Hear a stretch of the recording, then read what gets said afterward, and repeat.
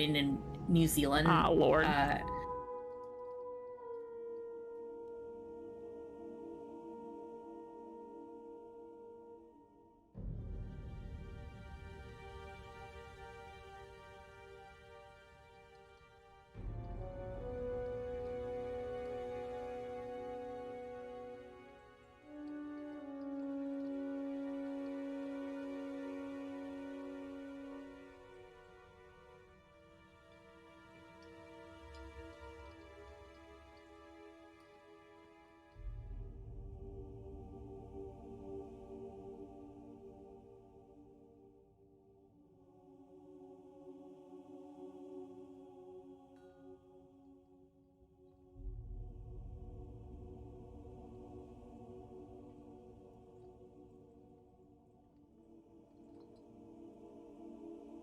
Hello there. My name is Sloan, aka Art Plebe, and you're watching Strange Hungers on Total Party Kiss. Strange Hungers is a Dungeons & Dragons 5th edition horror campaign. It details the secret history of the infamous Fulcrum Expedition, and is played in the homebrew world of Senelji. Join us as our characters venture deep into an icy wasteland and discover the secrets of the chaos at the borders of their world. Please be aware, this campaign includes themes of body horror, trans and queer experience, religion, violence, and loss of agency. As such, viewer discretion is advised. Now let's meet our players. Kiara is an Aasimar Warlock Cleric multiclass and is played by Pooja. Pooja is an attorney and TTRPG player, writer, and streamer. You can find her on Twitter at Pooja and on Twitch and Instagram at Poojabberwocky. Barden is a half-orc barbarian and is played by Shan Benian. Shan is a freelance illustrator and comic artist whose work has been featured in the Adventure Zone Crystal Kingdom graphic novel and the Alleyman's Tarot. You can find them on Twitter, Tumblr, and Instagram at AnonBDraws. Owesh is a snow elf wizard and is played by Sarah Chafee. Sarah is a TTRPG content creator and performer. You can find them on Twitter, Twitch, and TikTok at SarahIsCoffee, also everywhere else on the internet. Tazriel is a tiefling orc rogue and is played by VJ Harris. VJ is a platinum best-selling DM's Guild author, as well as DM, TikToker, and writer. You can find him on Twitter and TikTok at VJHCreations. Matthias is a human paladin and is played by Sloan Smith.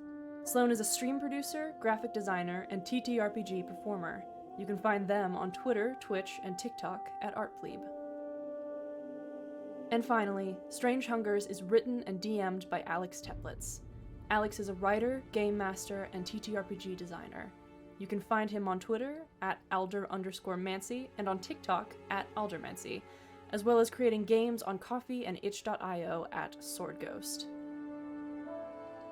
Once again, our content warning. This stream will feature content including body horror, trans and queer experience, violence, religion, and loss of agency. Safety tools are in place for our players, and we can stop the stream at any time in the interest of their safety. Thank you so much for tuning in. And now, on with the show.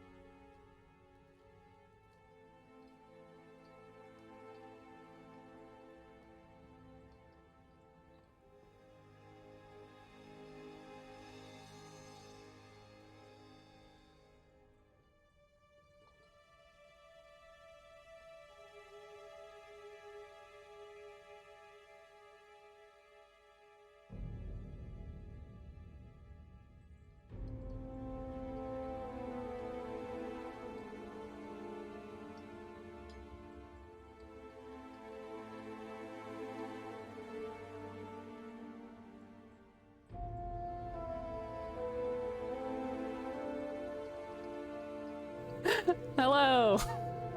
Hello, and welcome back to Strange Hunger. It's been a while. Last we left off, the expedition had delved down into the depths of the sealed tombs, seeking to free who they thought was an unlawfully imprisoned criminal. Find out. Uh-oh. Hard to find out. In exchange for a favor from a strange man. Over the course of exploring these dark tunnels, they came upon sealed graves, sealed tombs. LOL. He said the name. I know.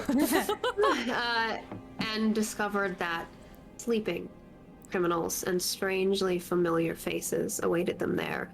After freeing Dorian, a man from Matthias's past, and Yosef, that criminal, they were set upon by the warden of this prison, a gigantic, three-headed bug monstrosity. After falling down into the depths, fighting it off as much as they could, half of the party distracted the creature, while Matthias and Oesh reascended back to where they had freed the prisoner. You guys are separated in the dark here. Barden, Kiara, Tazriel, and Vice, nearly 200, 300 feet below the others. Matthias, Oesh, Dorian, and Yosef. Dorian has awoken, opened the gate to this cell. You've stepped back out into darkness, but freedom. The creature still slithering and crawling past the tunnel where half the party hides. Matthias. After speaking to Dorian and saying, I'm here to save your life, he is going to turn his attention towards Oesh and Yosef. We need to move quickly. And is going to sort of reach forward and try to maneuver so that he is moving Dorian with Yosef and Oesh towards the exit, which I think we said was to the west? You managed to remember mostly the direction you headed in here from. Probably not the exact path, but you have a good sense of the direction you would need to set off towards. Great. Okay. Okay. He stares at you for another second. Saved my life. You're gonna die down here. We're not going to die if we just move. And is gonna start, like, trying to push him. He shoves a hand into your chest. We don't have time for this. Who the fuck are you? It doesn't matter. It can wait. Everything can wait until we are out of here. Give me a persuasion check. Hee. I roll dice. Ah! Dorian's just like human, right? He's a half elf. Okay. So If you would like to describe the man that Oesh can see. I would love to. So the person who has just pushed Matthias, the 6'7" brick of a man, is somebody who has the sort of comportment of somebody who is, like, athletic and has an understanding of, like, their body and space. I don't know how to fully describe that. But he's not built. He's relatively lithe. Like, I think that Alex said 5'9". 5'7". 5'7". yeah. His skin is dark and rich, and his hair is cut short but curly, very, very dark curls. his eyes are golden, and he has the telltale point of elven heritage on his ears. Very, very handsome, like a very good-looking man. What a pull. Yeah. Handsome in the way of someone who knows it and uses it. Yeah. They're, especially Oish, even though you are in dark vision, there's no, like, sort of colored light in here with Barton's sword far, far away from you. But you can tell by the nature of the clothing, even though it is slightly in disrepair, this is a scruffy, soaking wet elven man. He is obviously noble. The cheekbones, his nose, what he's wearing, the way that he has just shoved Matthias. Demanding. The persuasion wasn't great. It is an 11. Oh, yikes. I rolled a 5. He is, despite you think, I mean, he is younger than you, so you are aware that he has been here for at least some time, probably laying in that tomb. He is strong as he shoves you. Fuck. Doesn't seem like he's moving. You want to try and save my life by wandering through this place? We're I think not, I haven't tried that. judging by the fact that I just broke you out of a coffin, I'd say no. He holds up his hands, turns them around. You can see dirt under his fingernail. I've been out of that coffin plenty of times. It's much better inside. I grab him by the shoulders. We can talk about Hey. this. We can talk about this when we're out of here. Shut up and start moving. There's a look in his eye, sort of feral anger that starts to boil up, glinting in the darkness. Aw, fuck. Get your fucking hands off of me. I'm sorry. And he's gonna reach to his sword and pull it out and try to hit Dorian over the head above the temple. He, as you do so, he, from where you are, like holding him close, he just sort of like lunges at you very quickly. Aw, fuck.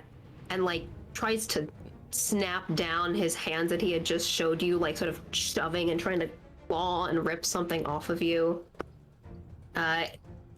You are a lot stronger than him, so he just sort of like bangs his head into your armor as he like tries to rip at your throat.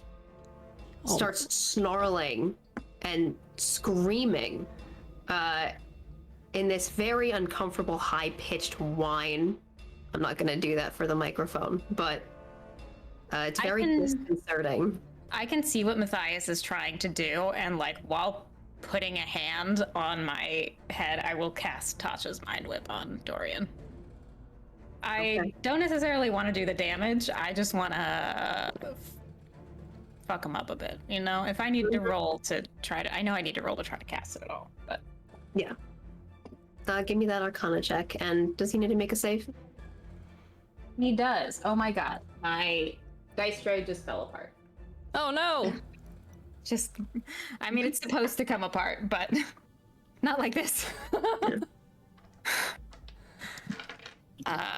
Yes, he needs to make a DC 16 intelligence save. Oh my How smart is Dorian? That was a 14. He's pretty. I mean, that's a pretty good roll. I'm just super fucking tight. I'm just very cool. Just very tight and cool and super tight and cool. That is an 18. Okay. Your spell does go off. There is another reaction. He had released the statue and like his hand was like sizzling a little bit. The sort of bars had started to lower again, you know, that sort of 6-second round. They actually slam a little bit more closed as you release this spell, and there's another shake and shift as the walls of the cell itself shrink in behind. Obviously there's no floor to it anymore, but the like cavernous walls behind you. You release this spell. He drops in your arms, Matthias. All right. Matthias squats down, puts his shoulder into. Both of you can actually give me an insight check as well. If you would like.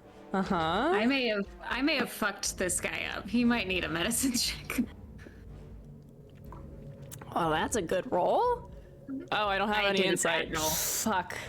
17. I rolled a 5. I have a 5. It's a 10. Yeah. You don't necessarily know this person at all, Oish, so you're not sure what that reaction was. It obviously seemed like some kind of stress reaction, but Matthias, as far as you can picture, as far as you can interpret, like that last scream, intensely afraid, absolutely terrified.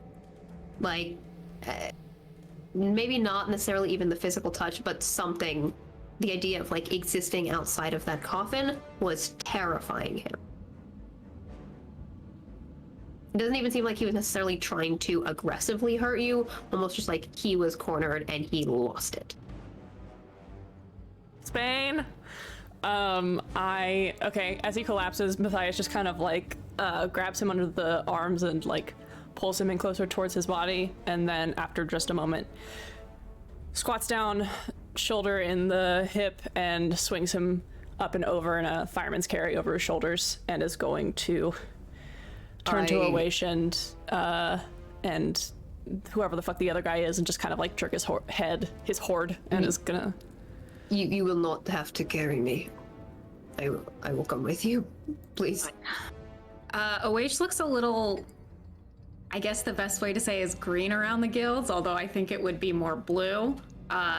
Hands are shaking a little, but like grips the staff very tightly and nods to go with Matthias. Now that all the fighting is over and like the necessity to be very mechanical is done, just a little bit of a response. So you guys are operating on dark vision as you are navigating through here. You don't have a good sense of sort of like colors, light, etc. And these tunnels are very similar, but Awaish, you did have an awareness of like the direction you came from. Mm-hmm. Another thing to note is that the area you were traveling through before, you were attempting to at least move slightly stealthily, like saw bugs on the walls, saw things reacting. As you are moving through now, there's a noise, a constant hum and buzz, and it's hard again to make out in the colors, but the walls are constantly shifting around you, crawling with insects. You have to kick them off of your boots or off of your legs as you are moving.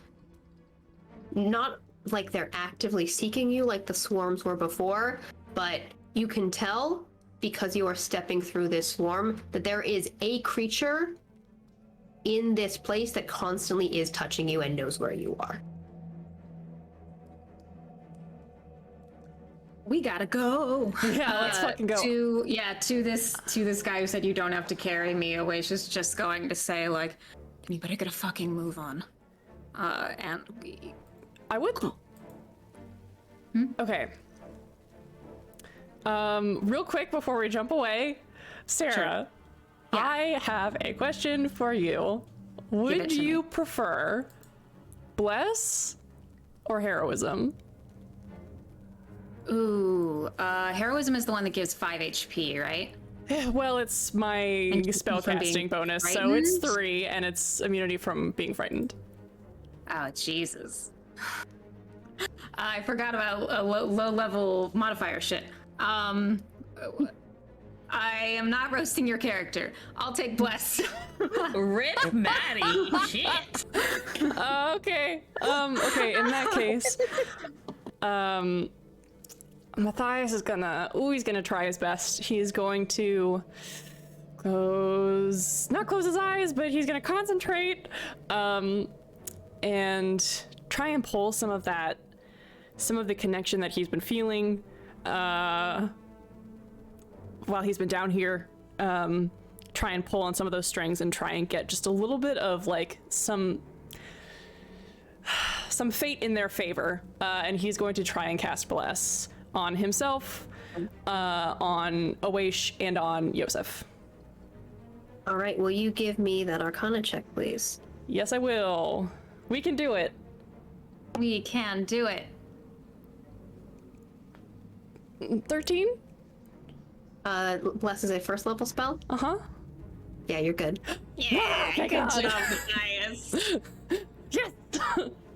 The sensation of this spell once again reverberates, and all the buzzing around you pauses for a moment as you cast it, and then resumes. Okay, so we each have d4s to add. All right, Yeah. that's it. Dorian seems to be stabilized. At least you can feel his pulse as you're carrying him. Okay. And I still have some divine healing that I can use. I think I still have like 5 hit points left. So if I feel him starting to like, yeah, if I feel him starting to die, I can. I just wanted to make it so he couldn't move, so Matthias could get that good cold clock on his temple. Didn't even That's need all I it. You got him. It was a tag team effort. As you begin to navigate your way, stepping out of this tunnel, moving around those drops and through the caverns once again, far, far below you, the massive body of the warden. So many legs, countless and innumerable, like a serpent slithering, moves past you finally, up into that other tunnel where you had sent the dancing lights. The shaking, the noise of that movement ceases.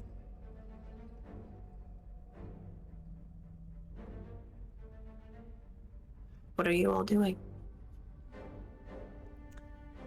And this is the other team, right? This is Taz, Kiara, Bowden. So, last we left off, did we run? We hid we in some running? crevices. You were We were hiding still in in the crevices. cracks. He's still hiding, waiting for the thing to get by. Okay, I think once it gets by, I think we discussed, or I can't remember it, or if Taz said we need to run or something, but We need we to gonna find run? our way back up somehow. You we guys go are back? talking in your head, aren't you? yeah. No, wait, no. Yes. Taz is talking out loud. But so we're not all Barney can together. hear. We're in different crevices. Oh wait, Yeah, that's it's right. Kiara, We're it's still in the Kiara and, crevices. We haven't- we have- and Barden, and then Taz and Vice in another. Yeah, I'm talking directly to Kiara. Like I'm not doing the group chat, so the other two can't Gotcha. hear. Which, by the way, it still works up to a mile, which is like 5,000 feet. Yeah. Got it. You're good. And I think we also said we would go meet up near the front. Yes. Okay.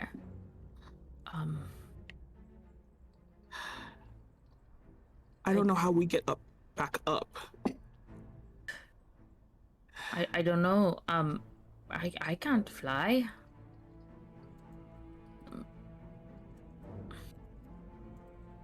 I I was going to say maybe we just try to aim for tunnels that are uphill.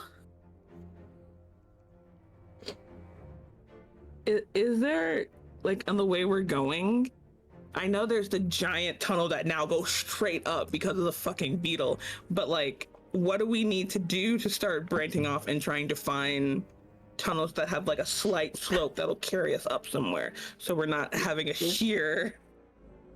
Uphill. We want to go uphill. We want to go Which uphill, is but we which is where the can't go- bug was going. But we can't go straight Yes. up. How are we? I mean, I guess we could try going straight up.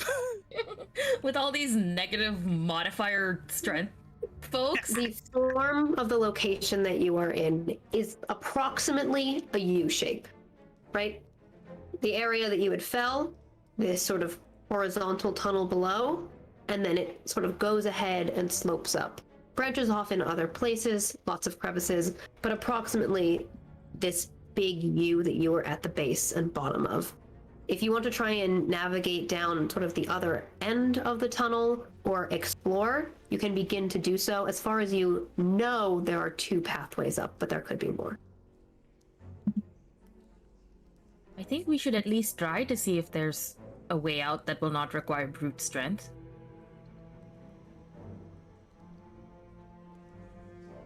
Yeah, All man. right. Just start walking. Back back the other way, I guess. Unless, are there any tunnels that we like I know we're in some crevices right now, but before it sloops up to the U, are there any tunnels that we should take a You look haven't at? been able to look. You just let me know when you want to emerge from those crevices. Vice is crouched beside you. Tazriel sort of squeezing herself back in. She's still got her rapier out. She's breathing heavily but silently. Kind of a unique skill. If Kiara is gonna try and like push past Barden, because she has sort of covered this entrance with as much as she can to make sure Kiara's out of the thing. Barden hasn't spoken or moved Yeah. since the thing is left. Even when you two are speaking across from each other, she has not moved. She is shaking. Her breath is fast, and you have dark vision, right? Mm-hmm. There are thick. Her eyes are open and wide, and you can maybe you can see that her. I don't know. Do you want to roll a sight or investigation? A perception-y perception? Yeah. Sure. Yeah, if you want to do perception. Do you want to have that fun stuff? Yeah. Well, I have okay. So, well, I rolled a 21. Okay, yeah, you can definitely see her eyes are pulsing, and they're going for the whites of her eyes are shifting because you know when it's really dark, your pupils go big, right? Because you're trying to take in as much light as possible.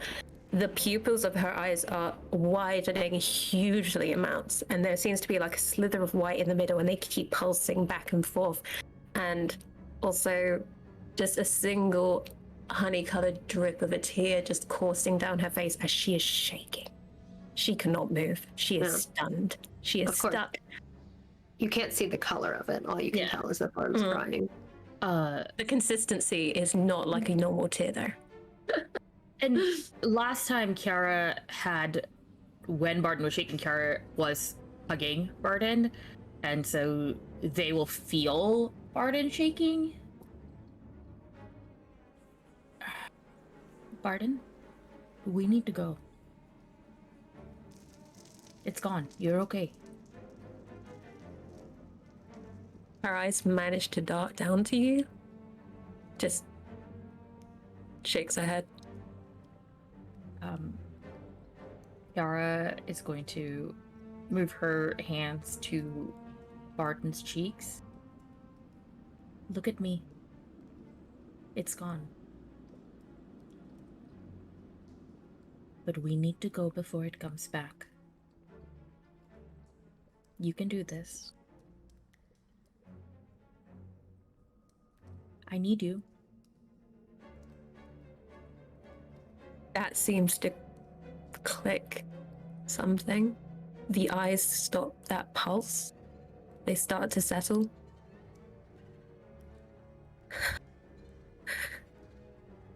Okay. Okay. You need me. I can do that. Where are we going? Okay. That way. We're going to look for a way out to get back to Matthias and Weish. We're gonna get the hell out of here and never come back. She just sort of puts her hands, like, grabs in the dark. She can't see. And she's trying to find your shoulder, and it's just like, you're gonna have to go with me. I can't see, and I can't risk the light. I got you. And Kiara will take the hand that's on their shoulder and hold it. And Really tight. Like, yeah, probably hurts a bit. okay. She can't help it. She doesn't say, like, it's not like a let go kind of an ow, but like an, come on. And she's gonna dart across to where Taz and Vice are.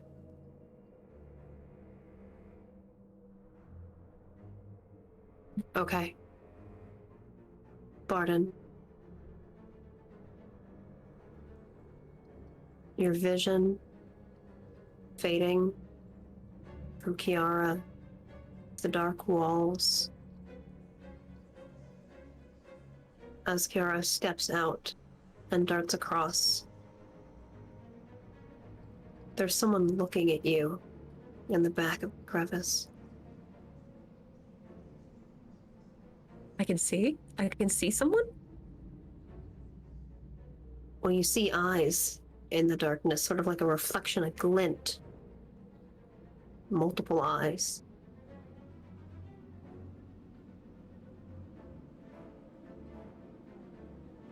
The grip on Kiara's hand gets tighter. I think there's something in the crack. Kiara's gonna look. You don't see anything, Kiara. I don't see it. Do you want me to shine a light on it? Have I seen anything like this before? Give me a history check. I don't know why I closed my box lid. Use my fancy dice. It's a 6 plus. Come on, history. That's a 10 total. Sexy. The first thought is your book. Some kind of monster in the darkness. Multiple eyes. You sure you can't see it? I am, but hold on. Because I just realized that light actually has a dex save attached to it. Kiara's gonna try to cast light on the crevice. Mm-hmm. Sort of like deep in the back of the crevice or towards the front? You guys managed to squeeze, and it's about a 5 foot, 6 foot space. In the back, because if something's hiding that Kiara can't see, she wants to try to eliminate that specifically. A warm, sort of flickering glow that lights up the dark walls, the dirt, a few more small insects that scuttle out. Barden, a trickle of dirt, and then some kind of viscous liquid, shining gold in the light of Kiara's magic, dripping down the walls, pooling in a puddle at the 2 of your feet. The eyes that you see, some kind of head emerging from the back of this crevice. The rocks, what you thought were rocks, dark teeth, a jaw opening, this liquid pouring from the walls. She has pushed Kiara behind her. At this point, we need to go. Just to confirm, I still see nothing? You see nothing. Okay. Yes, let's go. Are we going back? And then in her head to Taz, they'll say, We're out of the crevice. Where are we going? Taz will come out of the crevice too and just take and he'll say, let me look around for a second, and take a quick look around. Does there look to be anywhere we should take a look at before we head back down the tunnel to check out the other end to get out? Give me investigation with disadvantage, Tazriel. That's fine. I am very... Do I have any? I got 1D and a D5.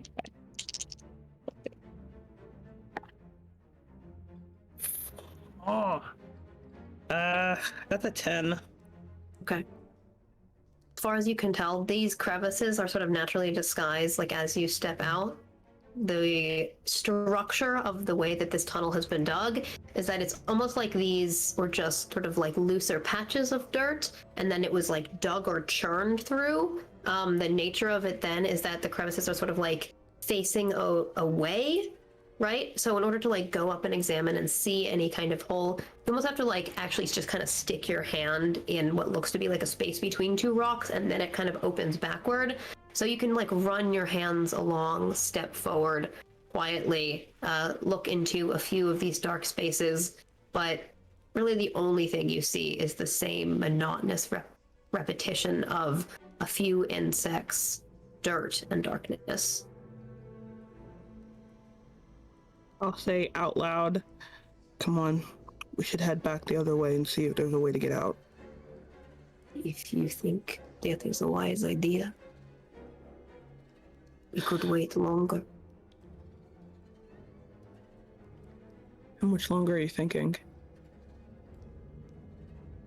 A moment or two. I find it strange we cannot hear that creature. It was very large. I'm worried it's waiting for us. Fuck. New fear. And this is out loud, so is Vice saying this loud enough for all of us to... Very quietly. She's speaking very low and quiet. But you and Bard, Bard and Vice and your collective group are now, you sort of like emerged a little bit to see and hear each other. She's whispering, so only you can hear it, but you guys can, gather up and talk to each other out loud very quietly.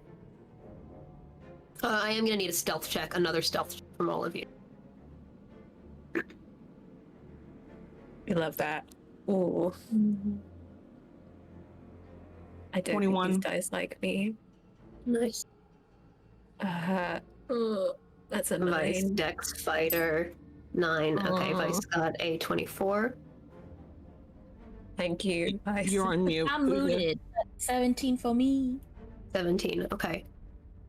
Barden being stealthy isn't exactly what you're thinking about right now. Whereas they're still on Yeah. whatever is in there. Mm-hmm.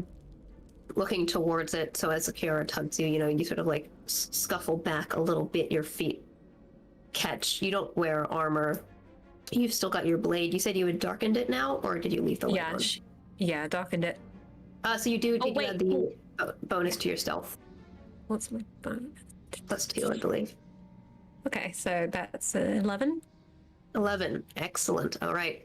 Sort of like scooting back a little bit, that dark color of your blade, when it like moves through the air or in your hand, is entirely silent, and the moon in the pommel of the blade, normally sort of a glowing silver, colored over in this dark gunmetal gray.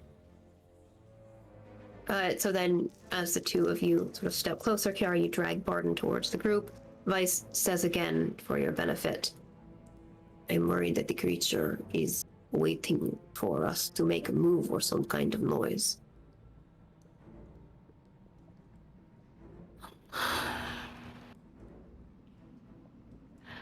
Okay, I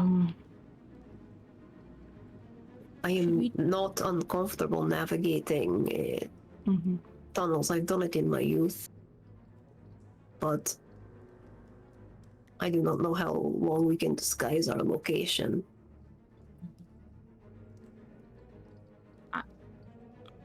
Tara looks at Barden and then looks at Vice and says, I don't think staying here is a good option. Obviously not. what? Okay, here's an idea. Yes. We move further down the tunnel. The three of you go up first. I'm not asking you to get miles and miles away or anything. I can stay in contact with Kiara through my mind, and You want to keep an eye on the creature while we go the other way, make sure it doesn't follow us? I want to keep an eye, and also at the last possible moment from where I could run up as quietly as possible towards you, cause a loud sound, I can do that magically and have it like check out one of the holes we might have been in instead, and then we can give it a shot. So I am gonna go back into one of the crevices we were just in and have them. Varden, as soon as you go back, and she's just like, not that one. Don't go there. The one that she and Kiara are in. The one that had the light on it, not that one. Yeah. I'm not gonna question it. I'm just gonna go to the other one. I'll worm my way in there and say go. And I guess, I don't know, Alex, can I run a full speed but try to be quiet while I'm doing it? Or like what is the running and quietly rules here? Because I can move. You can move quickly. moving stealthily in D&D usually means that you move half your speed. So you can attempt to move stealthily, but you will move half your movement speed. If you still use your bonus action to dash, etc., you're just going to half whatever your collective movement would be because you're moving. Okay, that's cool. 3, 6, 9, 105 cut in half. So like, Damn. fast boy. I'll say get about 80 feet, 100 feet. I'll catch up. All right, go. Okay. Pardon, how do we want to do this? I trust you. You lead. I I'll be your shield. Just go. I can't climb. No, not asking Are we to going climb. up? We're running along the tunnel. Oh, running along the tunnel. Yeah, Kiara's got Along the that. tunnel. I'm not asking you to Totally climb. fine. I was like, Leave oh. me. Please do not make That's this okay. 6th strength bitch try to climb. We can do that bit later. We got this. Okay, Kiara's just gonna. I think we're gonna do the whole like hold hand. Do you reach for crouch. Vice's hand?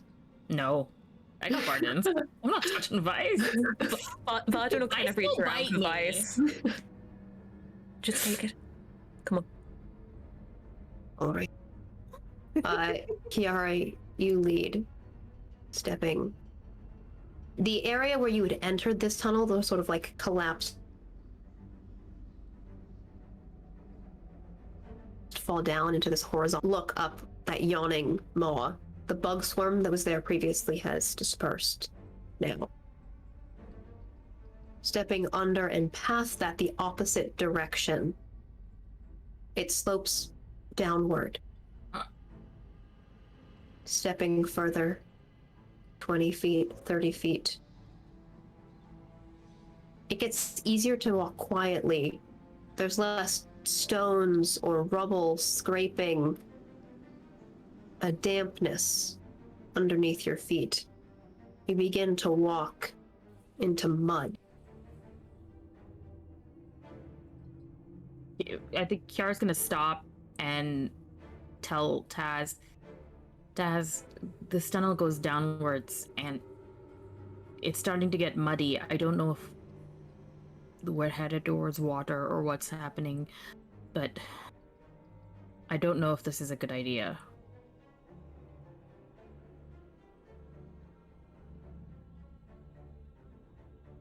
Do we lose BJ? Oh no. BJ, come back. DJ. You can blame it all on me. My Discord did just do a little hiccup. I don't know if anybody else's did, but Mine didn't, but Vice sort of like kneels down for a second, releases you, Barden, presses a hand into the mud and lifts it. She smells it and then her nose recoils. It All right. smells. Oh, hello. Yay. hey. Hi. Hey back. She says My internet died for a moment.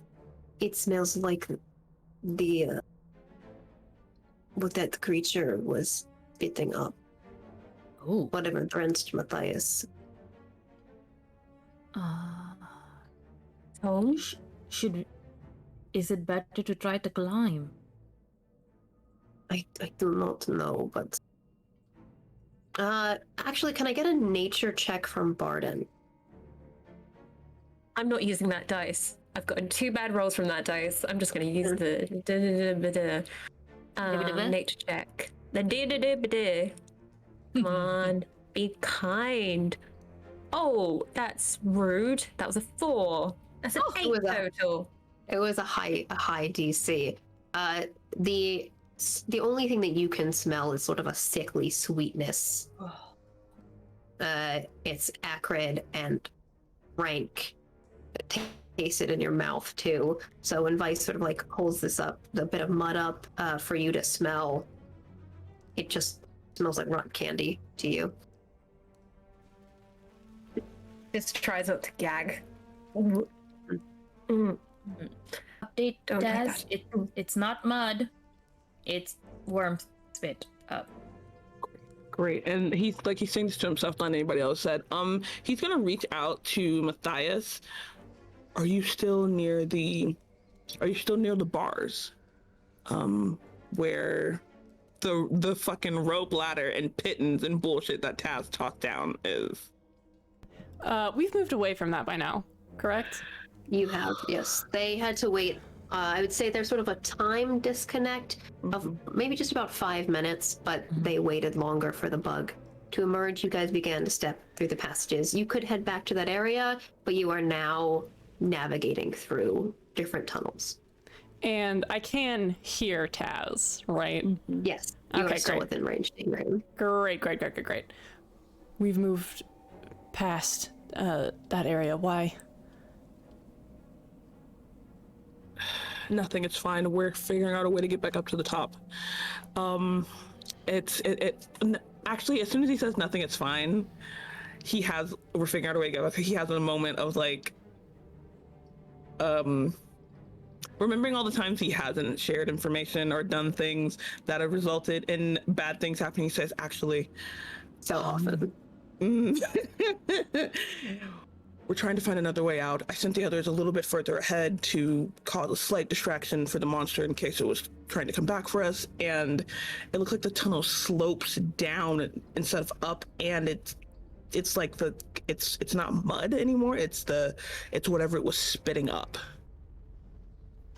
Elias, you are so covered in this liquid. If you want to give me a nature check. I'm sticky. Well, I think I You smell received. great. I'm covered in He's so fine. splooge. I think I received. Oh Jesus Christ! I think I received the full brunt of what this stuff does at the very least. So I know what it does. It's a worm kiss. It's okay. You What was are this? blessed. I nature check. am blessed, which is great because I did roll a natural one. I'll roll it just for funs. This is a nature check? Yeah. Okay, well that's wonderful. With a natural one, that is a 4. Excellent. Absolutely fantastic.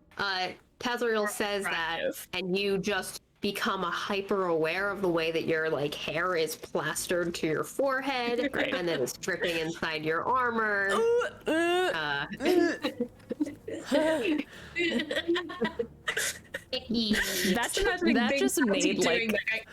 That just made my nipples turn inside out. I can't handle the discomfort that you just triggered in my body. Every time you say that something causes your nipples to do something, you're giving a white male author power. And he's gonna be like, that's novel. He's gonna be like, it's true. I saw it on a D&D stream.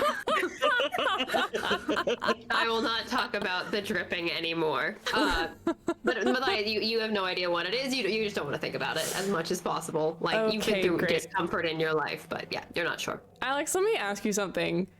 Out of game, it's a little meta, but I'm just gonna ask, is there even a slight chance that if the folks downstairs do any looking around that they can get around this, or do we have to backtrack? I do not think I can quite answer that question. I will say specifically, this is a wide and cavernous network. There are multiple passages.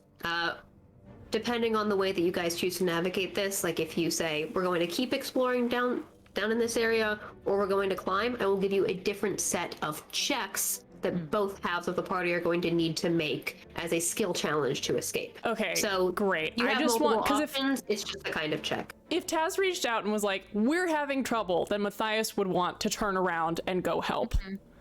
Like that's all. I just don't want to keep us in one place for too long. Okay, so then There are multiple options as ways to escape, not just climbing up that one passage. yes, but since Tazriel reached out, Matthias is going to say,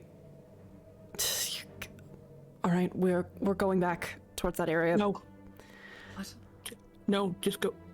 Keep going. We'll find a way out. Get the other two out. I'll make sure they get out. All right. West, and then they'll continue, I guess. But Taz will say, if you get out before us, do not go. Try to stay within a mile. Right, we're not gonna Did you? fucking. Yes. I know you're not gonna leave, but like, don't go too far off waiting for us so that we can still communicate. We'll hide near the exit, and Okay. so long as we aren't in danger of death, we'll Yes. stay in here until we're all able to leave together. Of course. So Taz is going to start scurrying toward his friends stealthily, and when he gets like 25 feet away from where he was hiding, he's gonna cast Thaumaturgy and make it sound like crackling thunder came out of the hole, and then he's gonna be like, okay, time to go.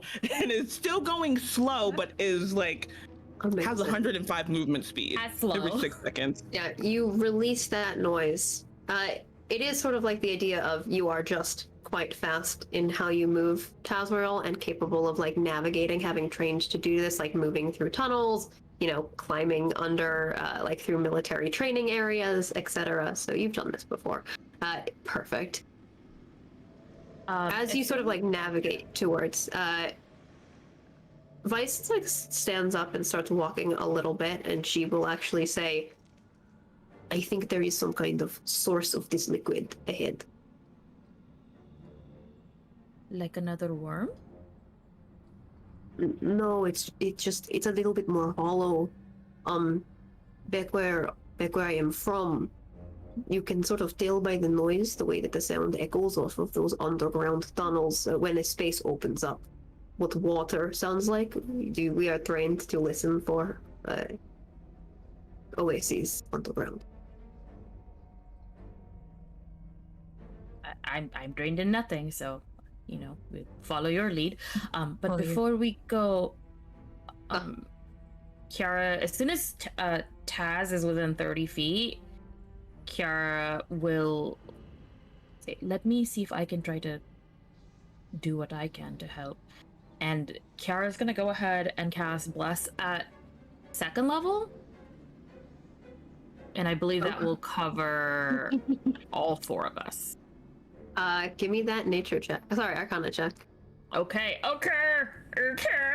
We got this. Hashtag blessed. Do I? Let's see. The little rainbow die is rolling on my screen. Oh, come on. Stay there. Yes! That's ooh. Okay, fine. It's a 19. Yes, you release that spell. There's a different reaction. The like mud sort of moves. Like the walls aren't really shrinking in here as much. It's more like, you know, Vice is holding a clump of it. It kind of liquefies in her hand. And the level of this liquid raises slightly. It gets a little more splooshy underfoot. Alright. Well, we are all now blessed guys. Mm-hmm.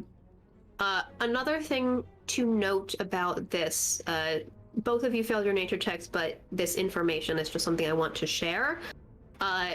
Matthias, a liquid is very similar. Matthias, the liquid is very similar to what Dorian was suspended in. You suspect that you can breathe it in without like being affected. So it's not something that would choke you. It has a different kind of effect that causes you to be drowsy. I think I'm gonna relay that information. Yeah. I think that you can breathe this, although I wouldn't recommend trying it. But I think that you can breathe this. Echoes in everybody's head. Everyone who's in the group chat. Who's in the group chat again? Everybody but Barden. All the I keep players. forgetting that I'm in this group chat. I had that whole conversation, and I Which is to say, you cannot drown in this. You can move through it and breathe it. It is just a sort of strange liquid that this thing produces that creates a suspended animation. So It makes you sleepy. Reminder of the group chat rules. You can send things individually to people and in the wider thing, but Taz hears everything, so keep that in mind. Damn, I was about to start telling Matthias all of my sexcapades. Whoa. you would be there for so long. Please don't let us stop you. Yeah. Oh, Kiara's not gonna hear it, but Taz. Oh my god, yeah. Not that I I'm not glad that it won't kill us outright. I don't think it's a good solution. Well, yes, I wouldn't recommend it, but it can. It might be Not our gonna mess only you up. solution. Awaish is not giggling. I am, because I love making my character shitty. Since you are navigating to the rest of the party, you guys are actively exploring. Now is when I'm going to ask you to make a series of checks for me to determine how adept you are at navigating to a escape route here, while I am also actively ticking a clock, knowing that the warden is aware you are here, creatures are searching for you, and you have cast so many spells that this place is reacting actively to your presence. So, I am going to need first from Matthias and Awaish, and I'll also have Yosef make this roll.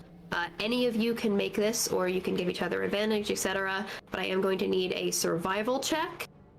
Once again, another stealth check from you guys. I'm going to use the stealth checks from the down below that was already previously used. So survival, stealth, and then straight intelligence. Whoever wants to make those can make those.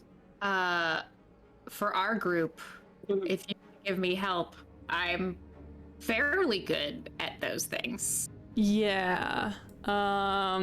Okay, so wait. Are we making all of these checks, or are we choosing which one we want to make? First, I need survival. Okay. Then I need stealth, and then I need intelligence. Right. Okay, great. I have +2, +2, +5. Just be completely I have a +3 to survival. okay. I can help you with that one. Then. Okay, great. Maddie, you can make survival with advantage. Give me that. Okay. Should I use the Is it dice meta roller? to discuss our stats? No. Why don't I try I'm rolling it operating in multiverse? I am operating on the assumption that you guys are competent, meaning that Matthias knows what he is good at navigating. Awaish, this intelligence check is not you like sitting and thinking about something actively and deciding to think about it instead of Matthias. It's just you're smart and you're thinking right now. So Smart. Always be thinking. Yeah. Can't turn it off. Yikes. Yeah, once again, operating under the assumption that you guys are a party, that means you just have access to everyone's collective skills. The person who is the best at something is able to help the rest of the group to do it. I rolled an 8 and a 5, so that's an 11. Okay. And fantastic. Wait. Thank you. I have an extra D4. You do have bless. Come on, baby. Come on, 4. Come on, 15. 4. Homie. Yeah. Nice. Excellent. Okay, 15. And then I'll tell you what Vices is. Give me that stealth check. Yosef got a nat 20 on his stealth. Nice. Okay. He's doing just fine. And we're making this check separately. This is Yeah, not a this one is separately. This one takes the average, not advantage. I don't have disadvantage because I planned. That is a Smart. 13. Plus my got a D4. Fuck. I keep forgetting. And the D4, yeah. So many dice. 14. many die? 14, Where is okay. my D4? I just rolled a 1 on the D4, so 16. 16? Okay, between 16 with a nat 20, your average stealth is quite good. Excellent. And then We're rats. either one of you get to make an intelligence check, or You you got it. can both make it. But not advantage. You can't think better if Matthias is helping you. He's dumb. So Listening. Yeah. I think that's Leave fair. Clown Car alone. He has a -2 to all intelligence. He's so pretty, he makes you think Jesus. better. I stand there and is so flex mean. with my X could've been- over my shoulders. It Does should've that been make you Taz feel in a way. smarter? Because it should. No, it actually makes things worse. amazing. Really bring it. Doesn't even fucking matter. This D20 coming in with its faithful 17s, that's a 22. Yeah. As you are navigating through, Awaish, you know you are going the right direction. You know you are traveling through tunnels you've traveled through before. They have changed. They have moved and shifted. Not only have they been shrinking, but the layout of this place has shifted around you. You're moving quietly and carefully, but you go back, you backtrack through an area you know you had seen before, the plinth where you found Dorian. You navigate past that, and instead of that sort of like open, deep thing and then the spire in the middle, instead there's just sort of like a wide open yawning area, a massive maw, a huge drop, and the tomb isn't there at all. Oash says, just to Matthias, again, I know Taz can hear it, but is just not giving this to the whole party because it's just a commentary. I can see why your companion wasn't exactly successful in leaving here. What do you mean? Well, this is where we picked him up. Fuck. Keep going. The tunnels are, I think Matthias would say to everyone, the tunnels are moving. Be aware. Goody. Thank God Barden can't hear this. Hey, Bessie, Barden feels the tunnels are Kara's- moving. Barden Just just so feels you know. Kara's grip get grippier. That grip is gripping. Grip is think gripping, Taz- baby. I think Taz thinks this was a mistake, and for a hot second, he's so frustrated with the whole situation. He starts off saying this in the group chat, and then goes back into his mind, in his own private space, like, was a mistake. Great. Excellent. All right, then with the collective, all of you having rolled your stealth before, that is, once again, the group who is down below, I am simply going to need someone to make a survival check. Could make it with advantage. Vice has a +3 if you want her to make it. We've, I think, like 2 of us or 3 of us have like a +3, but we vote Vice do it because she On seems to have survival? knowledge about it. Yeah. Yeah. We'll help. And also blessed. Yeah. He is blessed. Okay. Story wise, Everybody wants Vice to be cool and sexy. I'm sorry. Wow. I need it. She has to actually. roll well. She has to. She's my It's the NPC. law. It's a rule. I swear to God. actually have a line where my It's NPCs a can't roll badly. hard That's a boundary. red for me, actually. Hey, Like me, she's part rogue, right? She can't roll below a 10, correct? That was a 1 and a 3 with a 1 on the No! D4. Oh my fucking god! Jesus So Christ. that is a 3, 4, a 7. Can I give her my DM inspiration? A You little, can, yes. a little internal Kiara going, haha, she doesn't know everything. I'm kidding. Ooh, Patsy Kiara. All right. I will roll again. I'll use my fancy dice roller. Can I'm I gonna roll describe everything. how I give the inspiration? Please do. Okay, I think is it like she's looking around to try to figure out the best way to go, or are we walking around first for the survival? This is navigating like through picking which tunnels she's picking, basically, as you guys are walking. It's straight up like her instinctive sense of trying to guess which direction is going to lead you guys out. Okay, I think what's happening is that like Taz has had some very basic, very minimal survival training but he's not proficient in it. But he remembers things, so he goes back. I like remembering some book he read, like, oh, this kind of like formation in the rock. I know this isn't natural, but it kind of leads, like, it typically means there's something deeper going back there and it might branch off this way. Like, just remembering bullshit out of a book he read once about surviving in like deep, dark tunnels or something. You start to discuss that with her. She's quiet. She's like picking. You guys are just like following this tiefling as she walks and navigates. She seems to make these decisions very quickly, like understanding the significance, the severity of this situation. You say one thing about some tunnel and she pauses and then picks a different one and then sort of like glances over to you and says,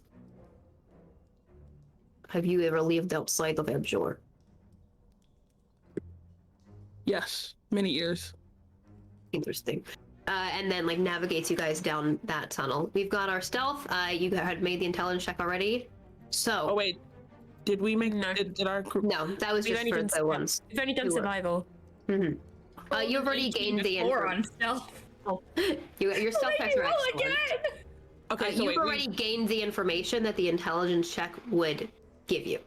Okay. got So it. you don't need to make a get a chance for it because you know it. Okay. So Okay. You come up the Barden, Kiara, Vice, and Tazrael. You come upon an underground lake. Vice has been carefully navigating not just tunnels that are sloping down, trying to pick ones that are sloping upward. So you are probably at an elevation about 30 or 40 feet from where you were previously. This is a massive cistern of some kind that opens up, almost like if you were inside some kind of science fair volcano, opens up massively up to the sky as far as you can tell. Like there's some kind of very thin, going from a massive area all the way up to some kind of crevice, maybe through the mountains that you guys are underneath here. But there is not light, but a difference in the noise that she conveys to you. This does go up out to the outside. I do not know how to climb it. Like, again, sort of craggly cracks and walls, this lake, but I do think there is some kind of way out if we could get up there, or any other tunnel that connects back to this this kind of elevation. God knows how tall it is. If How she can tall it gauge is? You are about 560 feet. You don't really know that, but you're about 560 feet underground. Barden, how far do your dancing lights go? Or is that going to attract too much attention? Thank you for the raid. Thanks for the raid! Hey! We're in an dancing lights underground is place. It's scary. So you do not need to make an Arcana check in order to cast this spell, but I believe the range of it is not, you can't get it up all the way there. But it's still something. We can get a better view. I think, Barden has still got this tight hand on Kiara. And just like, okay. And just sends up fireflies, just circulate, like making larger and larger loops just to gauge the size of this place. So doing their best within the range. There As you used to be fireflies in around Albara. I miss them. Oh, I wish I could see them. They sound take a point of inspiration. Aww. You release those lights once again, dispelling the darkness that you can see in color. Barden, to you, the color of this lake is a rich, deep gold. It's gold?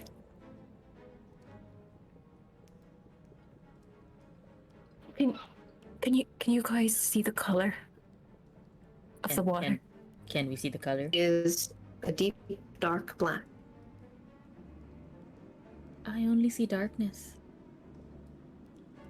Still holding onto the hand, she's just gonna sheathe her sword for a second, not looking at the lights anymore, but looking to the gold. Is it like glowing? No, it's like it's liquid not gold. glowing. It looks like a massive lake of honey.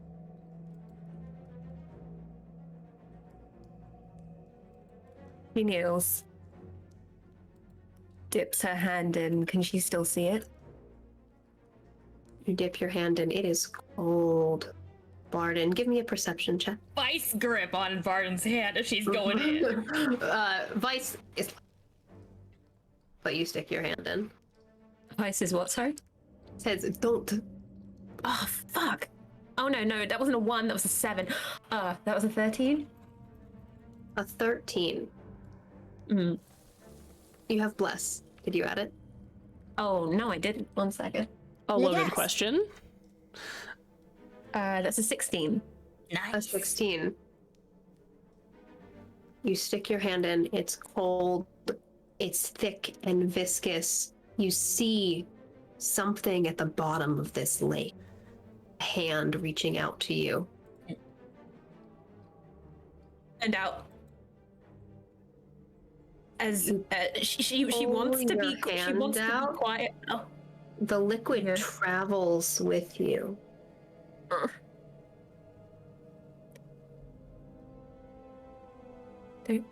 Is it stuck?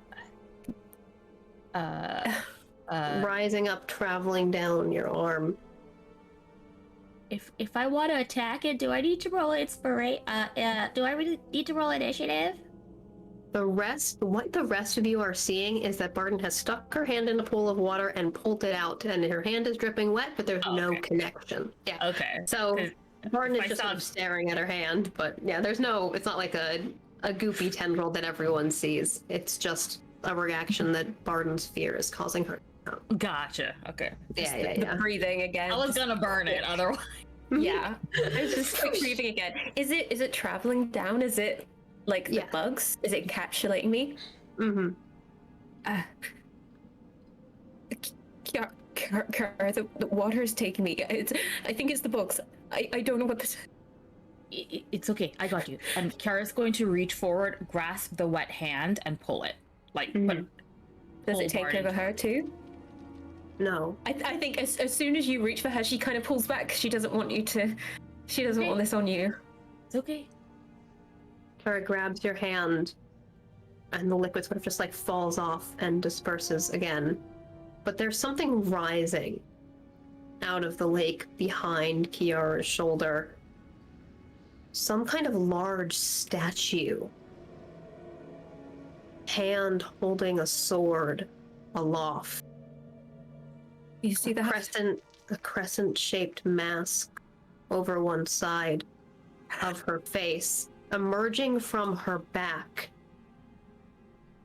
8 spiked legs, massive mandibles opening up, glowing gold eyes. Sir Feverfew.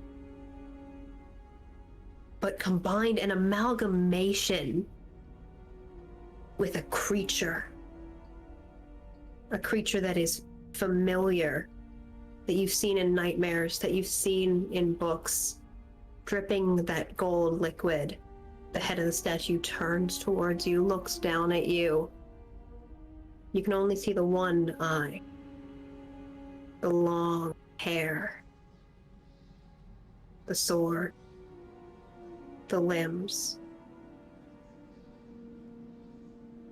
You hear a voice, almost like it's reverberating, coming through water. It's so little. You sure it's dangerous? All of them are. And you think they'll come? They protect their own, just like us. How did you get it alone? Must have been left behind. Well, I don't want it to get hurt. That's not the point. We just need to end this somehow. Please. Not again. Please. Pardon? She's just staring. Is there like I can see this. Mm-hmm. Can anyone else see this? Can you see? Do you see her? There's nothing there. Okay, there's nothing there. Barden, look at me. She's looking at me. I don't know what you're seeing, but just look at me. I'm here. Her. I don't understand. I don't either, but She listen, looks like she hates me.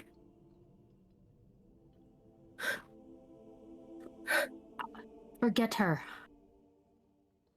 I don't care who she is or if she hates you, because we love you and we need you, and I need you to still be here.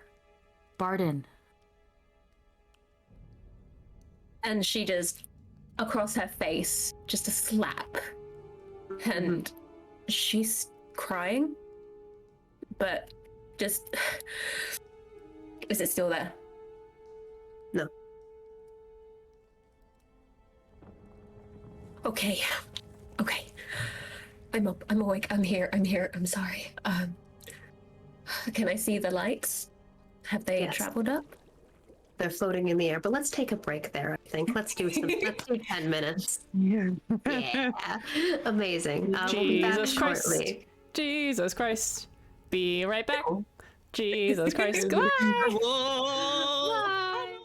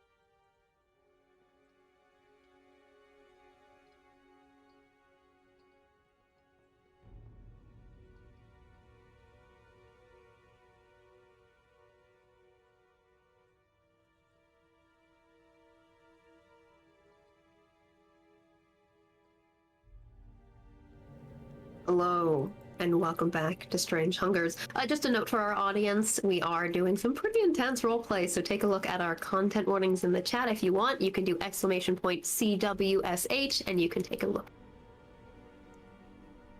The statue has disappeared from your vision, Barden. You stand at the edge of this underground lake. The three of you, Vice, Kiara, and Tazriel, see that sort of change come over Barden.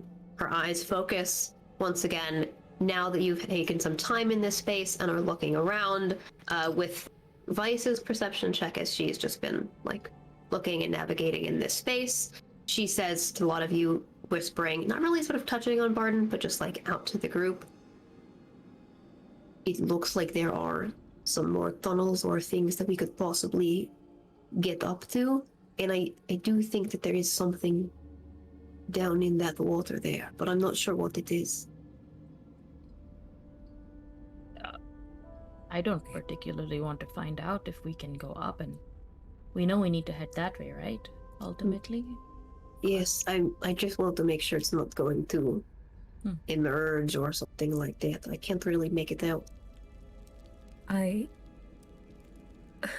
don't know if it helps, but I saw something under the water, but it was stupid. It's probably nothing, it's just me. What did you see? Yara or Taz, do you look? Yeah. I'll look. I was just trying to see. Okay, so while I do have Bless Up, Light is not concentration. I think Kiara's gonna try to, how far can she throw it? Nothing, I can't throw it. But she will try to, I don't know, I guess light the surface of something? Yeah, with the fireflies and with your light, you can, light a shield or light a ring or something and then hold your hand over it. You actually do see, sort of down through the dark water, the outline or shape of another one of those tombs. There is another, but like larger and grander. It's not the size of a humanoid, but more like maybe kind of like 20 by 10 feet, and there's something coiled up inside it. Coiled? Yes. Like a worm? You can't quite make out the details, but I guess Kiara hasn't made a perception check on it. Kiara, you can make a perception check on it, and same thing with Tazriel. Yeah, give me that. Oh, fuck yeah. 24. Plus D4. Amazing. No, that's with the D4. I'm pretty sure I rolled a 10 and... Wait, so that was a nat 20? 12 No, for me. no. I have a +3 to perception, so 20 plus. Yeah.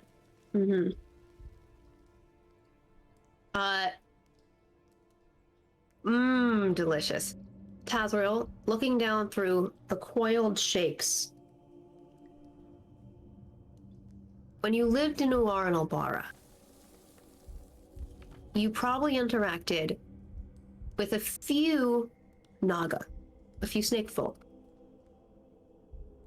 There's not a large population that live there, but there are some. There's more of them from the Pashao Desert. That's what first clues you in as you're, like, peering down through the water. There is something serpentine about the creature here. That sort of, like, back half. But there's a head that's tucked under two wings, and some kind of mane as well. This, like, long silver flow, and a human eye and face in sleep. Chimera? Wait, what did you say? I give this back. Okay, Alex. Yes. I, Vic, think it's like a coatl or something, but I don't know if Taz, like something, because that's what I go to for that, like the wings and shit. But I don't know if Taz would think what I'm thinking. Barden, you couldn't make out the detail enough to see. Oh no, but if he passes his details on. As I'm you're looking and I see this, I describe everything I'm seeing. The closest thing, Barden, you've done monster research. A coatl a griffin or a chimera are the closest to what this thing is. It is a serpentine body with like feathered eagle wings and a human face. Wings. Are you saying we should wake it up or not? Okay. 3 ideas, all bad in their own ways. Lovely. 1, he pulls out the 4 potions that he has. I don't know what these do. They could be useful. I could drink them and find out. 2, we lure the worm back here, get on its back somehow, and I use thaumaturgy to make a sound every 30 feet so it climbs up the fucking hole. Oh, that 3, sounds like fun. I give Vice like the most like fuck yes kind of look, like we're comrades in doing I'm moving in on my wife. fun fuckery. Like, Do not make Kiara the voice of reason here. hold What and then the third one is one of us, and then looks at Barden, preferably one of us, and points to me, to himself, Kiara, or Vice. Go down there, open it up, and take our chances. Now, there's a few things that could be in there based off what I described, and some of their temperaments are worse than others. We could have a fight on our hand, or even if we don't have a fight on our hand, we could be unleashing something into the general public that is going to have political ramifications. So, okay, so and like life-threatening ramifications as well, of course. But like, both of them are a problem. as a reminder, Vice did see a possible way out in tunnels. We could I try don't and think- climb. Right? And Barden, I don't think Barden should go into that water based I on agree. everything. And the last time we opened tombs, bad things happened. I don't know about you, but I feel like shit. I cannot fight more things today. I'm pretty sure. Can we please just try to leave? Can you climb? Can you safely climb? If you take another fall, I can't help you. I can't heal you again. We have rope. I can I help will you, become a princess. I will become a pack on Barden's back. That's fine. What I'm did just, Vice let's say? not wake up a possible monster. I mean, we don't know if it's a monster. But We what- don't know that it's not. It I is don't know. Our luck has definitely not been great. that thing is wild if I've ever seen it. What do I know about them, if I know any lore? Coatls are said to be guardians of unique locations, particularly in this world. I would say more like serpentine lore is actually based sort of in the desert. It is said that most like Naga, snake folk, or snake monstrosities are descended from Darthrai, who is a evil grandfather snake god in the desert, in opposition to Nalai, the snake mother, who is in the conception of the religion over there, the like main goddess and produces offspring of other minor deities, etc. So Darthrai is the progenitor, maybe fulfills a similar role in some D&D lore to like Tiamat, the progenitor of monstrosity, and sort of like in their lore, the source of the wild. So Coatls tend to be more associated with like temples, ruins, etc. from that area, like flying over the I believe it's some spot, the Spine Sea or the Wild Sea or something. I need to check my own map. But yeah, griffins as well. There is a griffin who works at the Tomb Loft. You've talked to him. He is a librarian. He's very nice and very intelligent. I bet he's the one that gave me the sweeties, huh? Maybe. The sour sweets. Alex, But this isn't either of those creatures. No. This is something else. Yeah.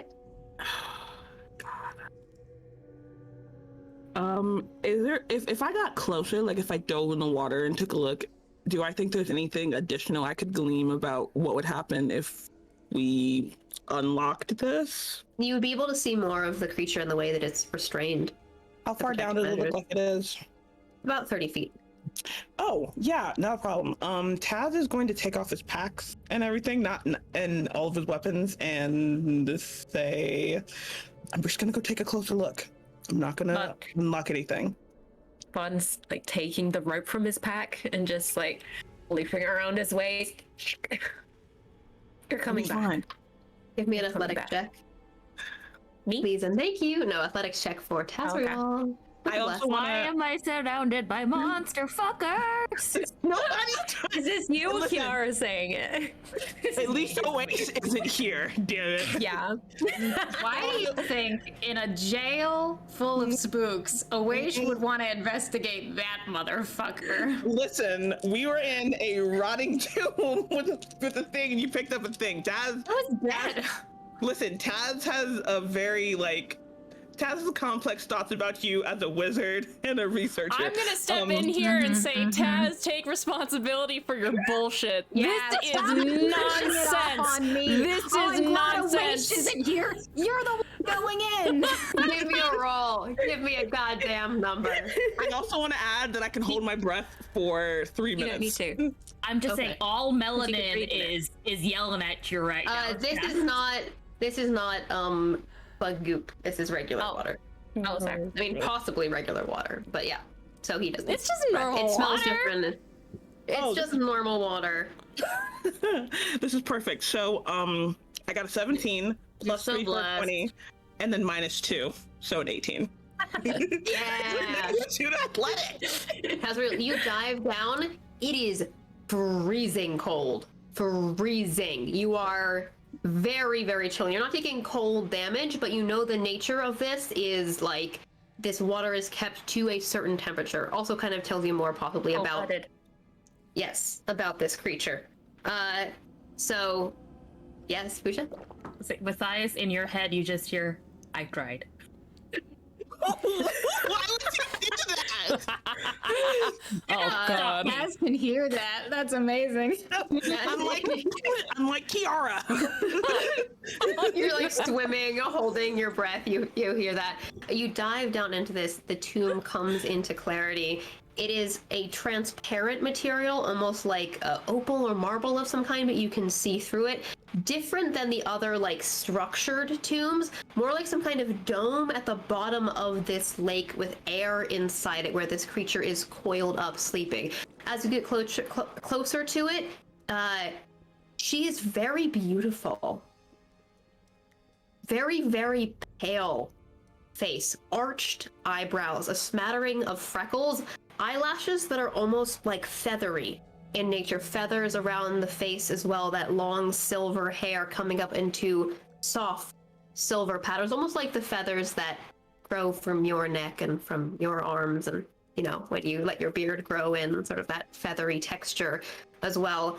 But she's not beautiful in a normal way. There's something fey or alien about this beauty. Hollow cheekbones, lips that are a little bit too thin. Diving down, closer, colder and colder, seeing through this dark water. The back of this long serpent tail is chained down to the ground here. Silver chains. Hey. The wings bound together and tied with silver thread. Almost looks like it's been stitched through the actual like material of the wings, binding them closed, laying on the side. The face, like it's sleeping, covered with some kind of paw that emerges from the serpentine body. You see a set of 2 lion's paws, and then 2 scaled arms, and then a third set that are almost metal, like they've been added on to this creature.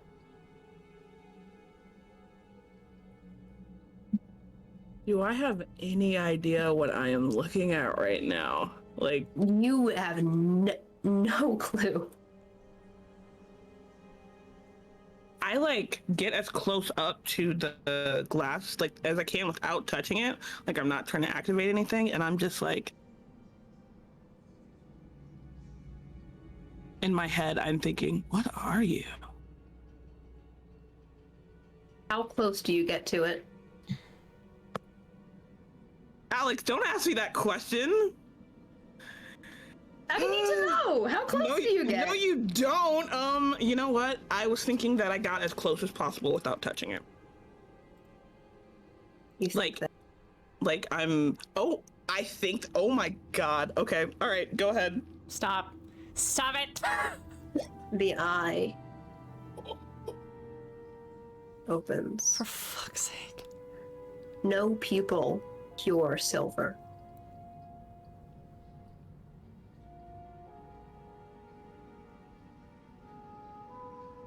Blinks at you a few times.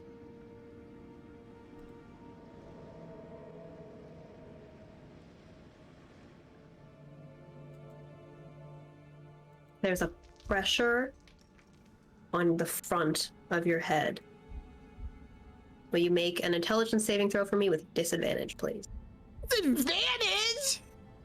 Gonna charm you, baby. You are a psionic leak. Oh, you're right. You're right. That makes sense. Also, did Taz say 3 minutes was his breathing time? I mean, yeah, I would have told you guys. Hey, I would have. Yeah, Barden is counting. I'm ready to pull you back. I'm fucking fine. Don't. I might be a leak, but don't fuck with a rogue. Yeah, Alex, that's a 24. A 24. I mean, I hope I'm fine. It could be a 25 or 30. God. That pressure abates as you focus. Her mouth opens and she says something, but you can't hear it. God. I just want y'all to know what's going through Taz's mind right now. The first thought becomes, sure. do I sever the connection I have with our 2 other party members and re-up it so I can talk to her, to this entity? That's the first thing that goes through his head. I'm literally going to kick your ass. He would have done something like this in his younger days. He's done things like this before in his younger days. Oh, hell yeah, of course you have. He totally has, but Can't believe I've been shaded so much for a wish. Carl will and then bite say, you. Oh, Taz did so much of this in his younger days. Like, literally bite you. But he promised Matthias he would get all of them out, all of them out, and he remembers the last time he did something that wasn't smart. That was too dangerous. Mm-hmm. And he like swims, and then he like swims back, thinks for a moment, and then tugs on the rope up and reaches, presses against the marble, and then lowers. God, I want to know. She's so sad, Tazriel. Shut up! Shut up, Sarah! I'm gonna roll a d20. I want to roll a d20 on a 1 to 10. He's gonna break the connection. Oh my God. You're lucky Kara doesn't know what's going on because she has fucking words. I rolled a nat 20, so I am not, because I couldn't decide what to do. So I am going to just look some more like this, and then tug on the rope and start swimming back up. Okay. Pulling. You pull Azrael out of the water. Matthias, Awaish, and Yosef. Stepping through these tunnels and caverns. Carrying Dorian. He sort of like relaxed and curled into you now. Lighter than you expect to. At one point, Yosef sort of pauses. The sounds are changing, like you don't have as many bug sounds, you've been moving quietly and stealthily. You do recognize more areas that you're moving through, even though they're in different locations. But he sort of like stops for a moment when you're like looking between two tunnels and passageways. When they put me in here, they said there would be times where I would get to stretch. It wasn't that long ago. They let you out. Well, not me, but they said there would be. It was something about keeping up physicality.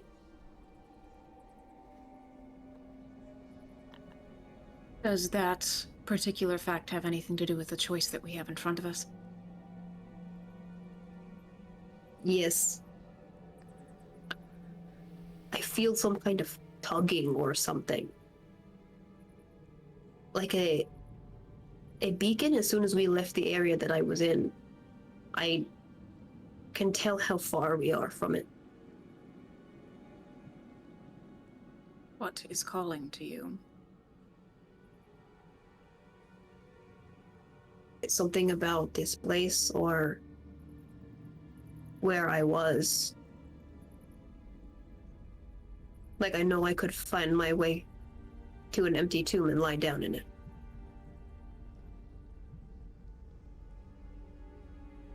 But we're not trying to get to an empty tomb, are we, Alex? No. Well, we'll keep an eye on you so that you don't start walking away randomly.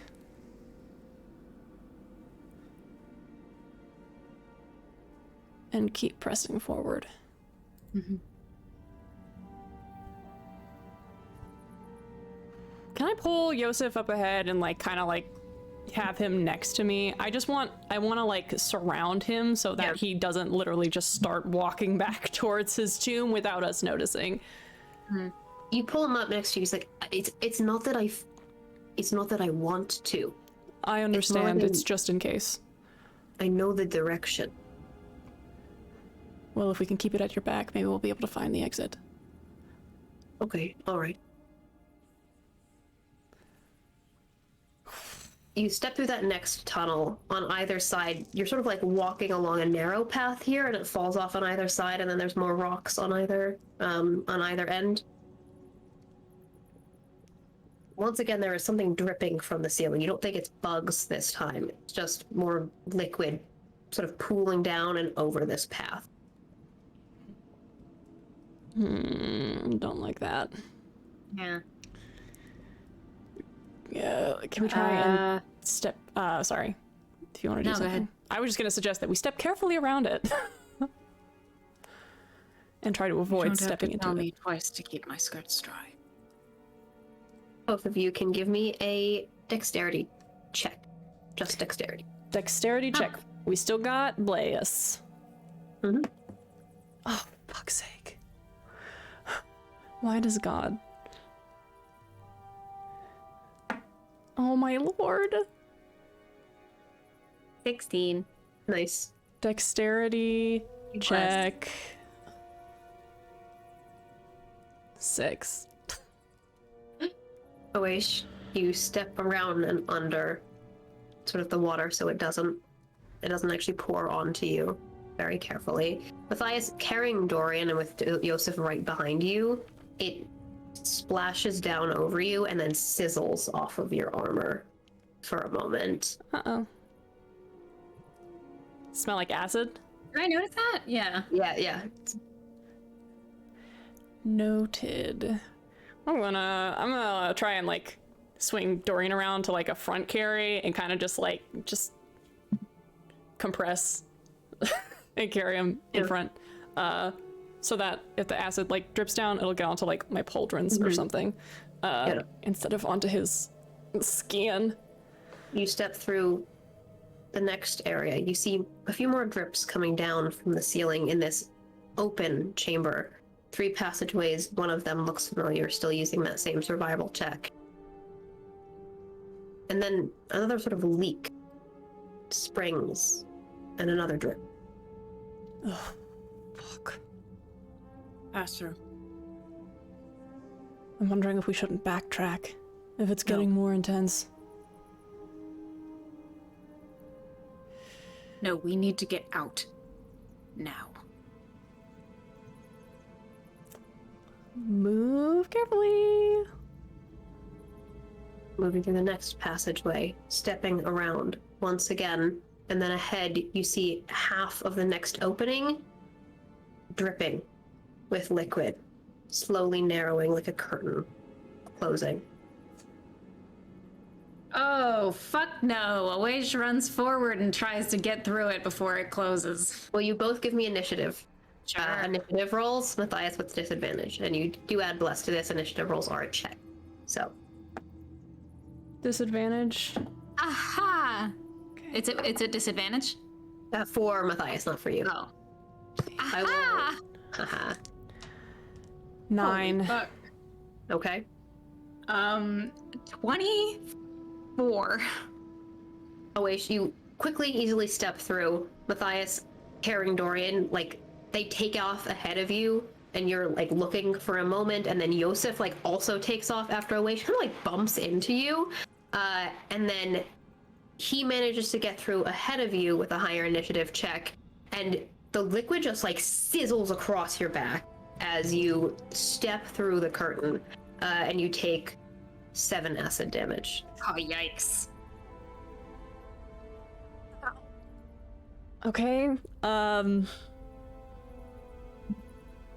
think he like actually bites down on his lower lip so hard that it looks like it might pierce through and bleed, but he just like sucks in air through his teeth instead of screaming in pain. And he is going to, my god, do I have any healing potions or anything with me? Because your boy's looking roof. Got a slot on you, bestie? Amulet, javelin. I do have spells, but I'd rather not try and cast that right now. You can pause and think about healing, but Matthias, your character, would not be, because there is more liquid pouring down from the ceiling in this room and more leaks that are opening. Okay, awesome. Let's run. Run very fast. Before we run very fast. Let's see. 3 feet above the ground? Fuck, I can't move that above us. I was seeing if I could cast the disc above us, but I don't think I can. So, yes. Run. I can only cast False Life on self. Can't help Matthias because I'm not a fucking healer. Have you tried getting good? I'll get good in a couple of levels. I would like to use the rest of my lay on hands to give myself a little boost. Cool. So I'm giving myself 10 more hit points. You are an excellent wizard, but you are not a healer. Even I will healing be a healer. doesn't exactly work down here. Remember, Kara tried. It didn't work. Okay, Listen. you use the rest of your lay on hands. Here's how this works. Are you willing to take damage for increased speed, or navigate more carefully and move slower? It looks like shit is really closing in on us, so can I pitch that we take 1 round to move at an increased speed and potentially take damage, and then slow down when we've gotten a little bit ahead of the falling acid? I was gonna say Oash is gonna do that anyway. So. Yeah. Yeah. So that sounds Here's... good. I present to you a scale. How much damage will you give me? Collectively, with your hit points, Dorian and Yosef. How many hit points of damage will you offer me? In the action that Matthias took to lay on hands, can I game the system a little bit then? Sure. Okay. Because I will give you more. Because I will cast False Life on myself at 2nd level. I have 15 hit points total, so I think that I could I mean, I'll give you 15. You'll I give me think 15? I think I'll give I would do 12 because I want to keep maybe 12? 3 just in case. Okay. And tell me how much you want Yosef to give. You don't know his HP, but you can shove him ahead of you or leave him behind. and have him move slower or faster. I would shove him ahead. We fucking came here for him. Right. I think the thing is that first and foremost, even if Awage is in a situation that is really fucking with them, the goal is always forefront in their mind. I don't think they would sacrifice any hit points for their mark, essentially. You know, that's their job. Okay. So that is 12 plus 15. Okay. Excellent. Fucking You lucky bastards. Sorry, I'm delayed reaction to everything in my life. Yes. Pushing through faster, navigating around, a few splashes, a few drips. Both of you take 5 points of acid damage as you move through the next tunnel. You see ahead of you, dangling down, a rope ladder. 30 feet away. The entire passageway is raining.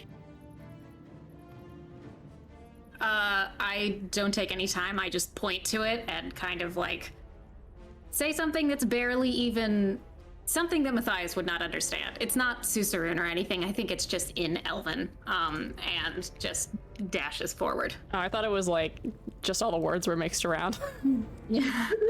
Rope, run, acid, dirt, Big Latin. balls. Big Latin. Go. Climb.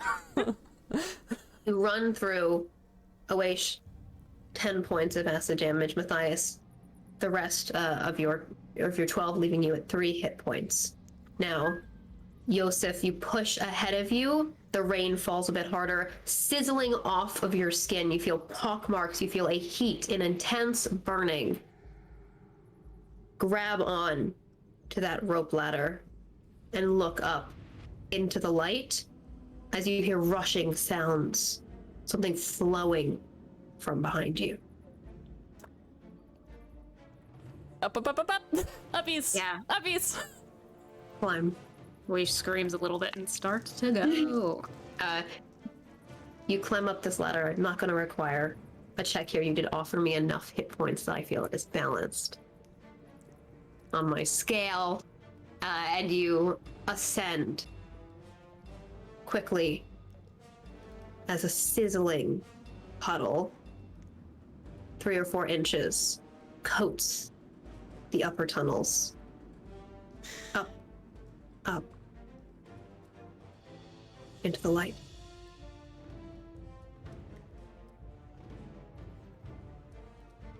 Once we're out, once we Yes. are out, I am gonna cast a Cure Wounds on myself. You don't need to roll to cast it. You can just use your 2d8 plus your modifier. And I can give one to Awaish as well. Yeah, Awaish is just sitting there, like literally, like trying to like, I don't know if there's actually any acid left, but trying to like push it off of themselves and like muttering under their breath. And he reaches over and slaps a hand on their, I don't know, calf. I imagine fine. that they came out of the I'm hole in fine. the ground and just like rolled over. Yeah, they don't let you get off the spell. They jerk away from you. Oh, for fuck's sake, don't be stupid. Do not.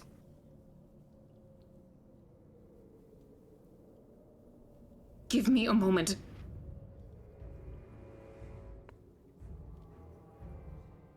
Okay. I'm fine. That's it. And after a moment, shakily reaches up and casts Pulse Life on themselves once again because those hit points are gone. I'll take that. Yeah, Please. sure. Sure. I'll give him, he takes, oh, nice. 10 hit points. Nice. The sort of like sizzling burns on Yosef's upper arm close. You're lying here, looking up, catching your breath as the sun is rising.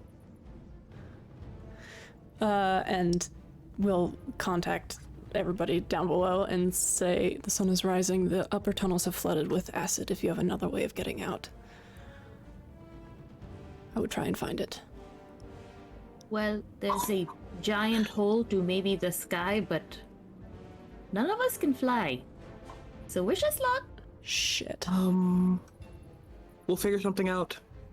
We're working on it. Is there a hole around here that I can see if I get up? No, you're sort of in this like panopticon. Like there was the mountains surrounding. You know that there are no guards in the towers that are mounted on the mountains around you. But like you walked through or passed through an open flat valley area where like anyone who would be in the mountains could see you. There's no other hole in that like open radius area. What about in the mountains? Probably and possibly. Fuck. But I have no idea of telling what direction they're in. No. Those of you who are down below, Kiara, Bard, Taz, and Vice, there are areas you can climb. Do you guys want to make those athletics check to try and climb? I think we should. We're still blessed, and Barden is Barden, are you gonna carry me? Yeah. Okay. Kiara's gonna jetpack. Or tucks and just she squats. Just like, come on, I'll be good. Okay. Kiara will slap a guidance on Barden. Have you? All right. Have you got like a weapon you can carry just in case? Please. She basically says Kiara it. goes to her bag. She says it, but then like kneels down, reaches into her boot, and pulls out a pearlescent knife. Like, Did somebody give me a dagger at one point? I feel like somebody gave me a dagger at one point. But she hands this to you anyway. It's just like, don't drop it. Okay, I got this. Please don't drop it. Yeah. Okay. All right. You begin to climb. Everyone can. Barden, you can give me an athletics check with disadvantage because you're carrying someone, and then Taz. You're taking basically Kiara's athletics check since it would be a negative, and you're kind of making your. You are guided and blessed. Okay. Mm-hmm. You'll have to remind me what that does. Guided plus 2d4. Yeah, that's 2d4. So that's. At disadvantage. Yeah. we did. Oh, that's still pretty good. That was a 16 plus my 2d4. 17. 19. Okay. Excellent. Don't look back. I think as like we decide we're gonna climb instead, like Taz has recounted what he saw. Well, actually, no, he doesn't. He's gonna keep that to himself.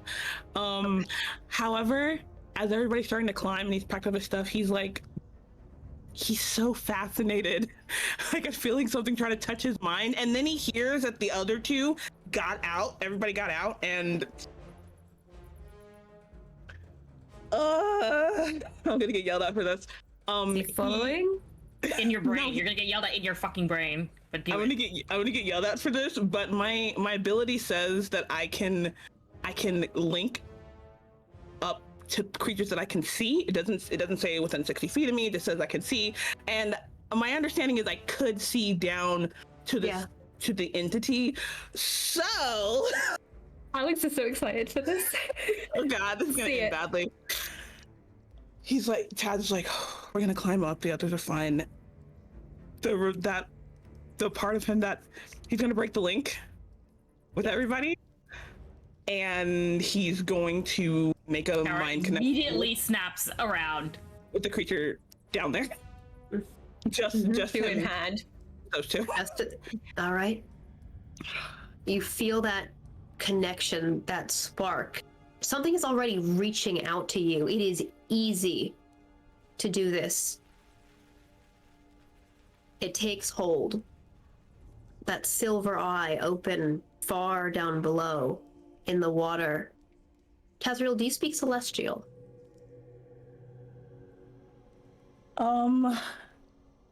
Fuck me, no I don't, but Your mental connection allows you to understand each other. This is more about just if you recognize the flavor of the language or accent. No, I don't. No, I don't speak Celestial. Nothing like that.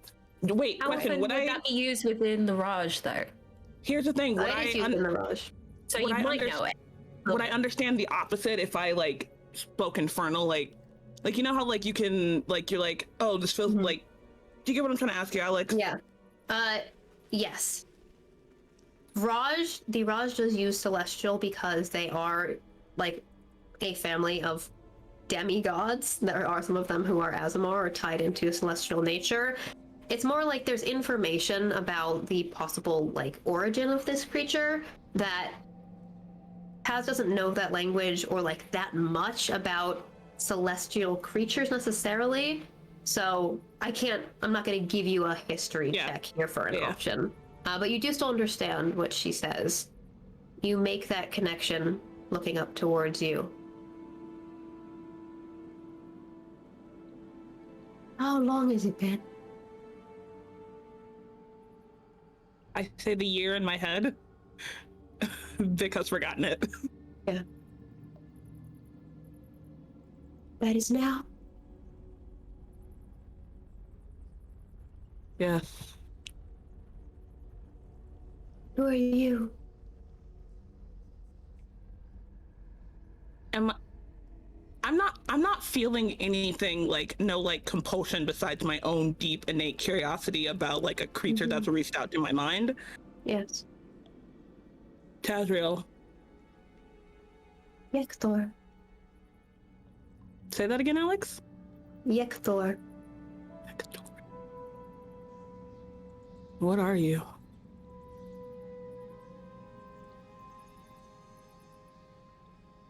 What do you mean?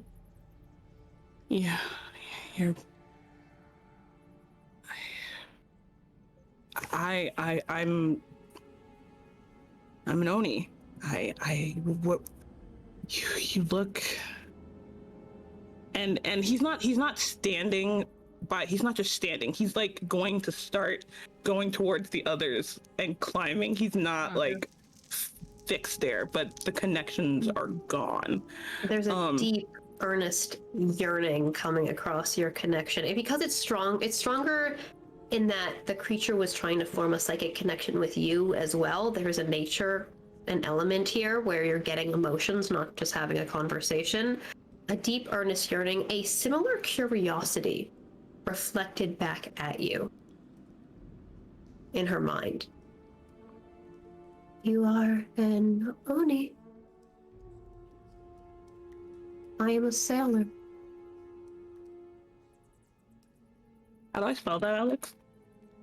She said a sailor. A sailor? Yeah.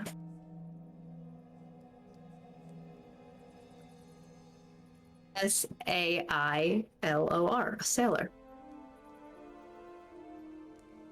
I've never met a sailor like you. And there's like in his head, he's like trying to form the words of what he wants, but it's like I can't describe you. Like if I'm feeling emotion, then so are they. Yeah. I am a sailor who's been stranded for a long time.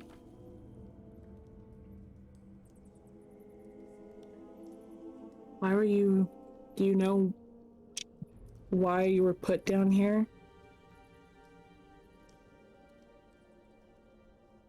They tried to take the sky from me.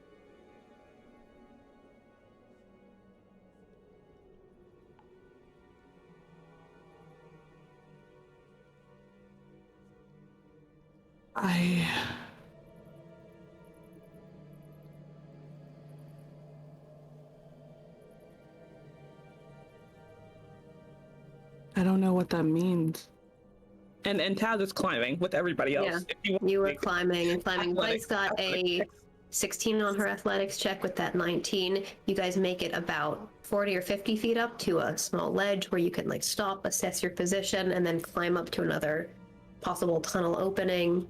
I hadn't rolled my athletics check yet. Oh, please give me that athletics check. So, natural 20 for 24 to a 22 because I'm weak, boy. Beautiful.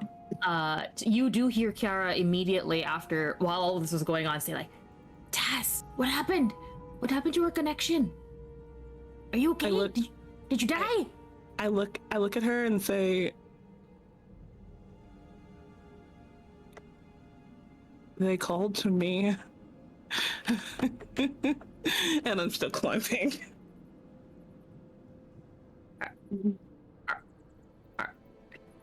Are you? Are you trying to get it on with underwater snake lady? No! Oh my god! This is real. Focus. Taz, But it's just like, you were telling me everything when we get back up. Taz I need to know just, everything. Taz just looks at both of you.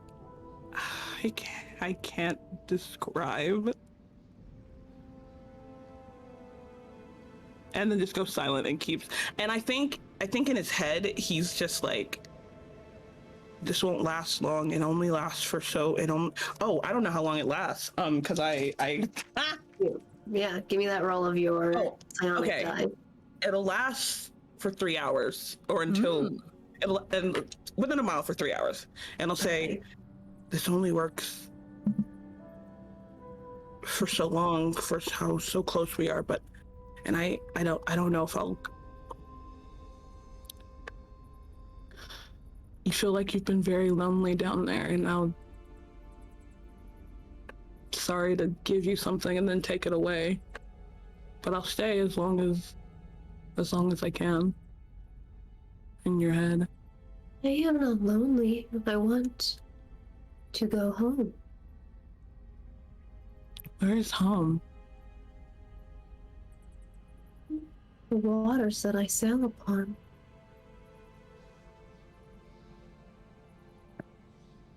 I think Taz will start like describing the different like oceans and lands and he's been to, asking, is this home? Is this home? No. No, there is no deepness. No, there is no darkness.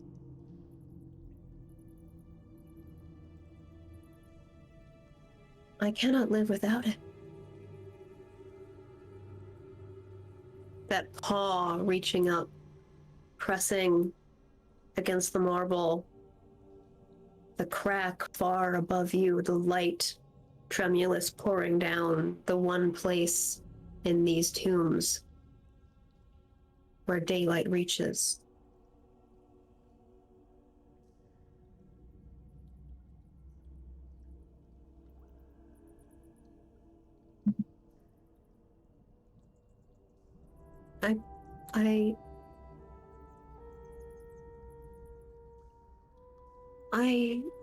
I do not understand.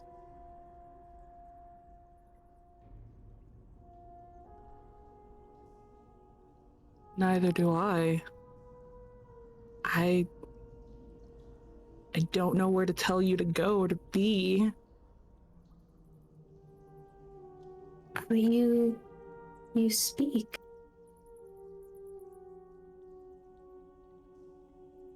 I have not seen one of you that speaks before.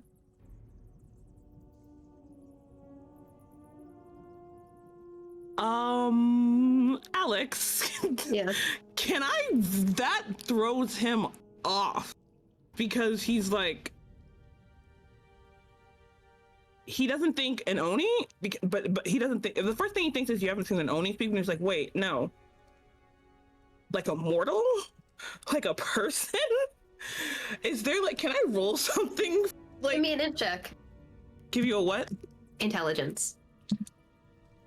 Sarah, you are losing your shit. I am losing my shit. Fuck you. 20. I want to know what you're saying, Sarah. 20, Alex. A 20. If a creature speaks psychically, you saw her mouth move, but you didn't hear anything. Maybe it was because you were underwater. Maybe it's because she wasn't making noise. You are, Tazriel, the only person you've met with these psionic abilities. If this creature couldn't speak to anyone in her language,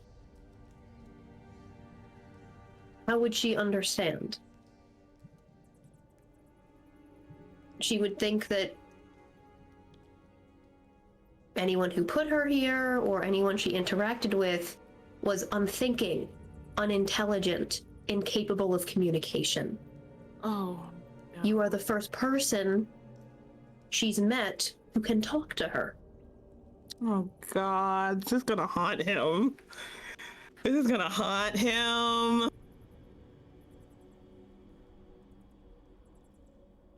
Yector, right, Alex? Yector.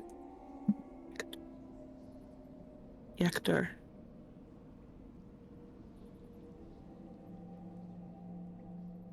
All of us can speak and think and understand. I just don't think they spoke or understood you. Say that again.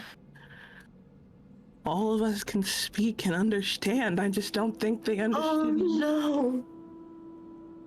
It's not, she doesn't really say, oh no, it's just the emotion that she expresses.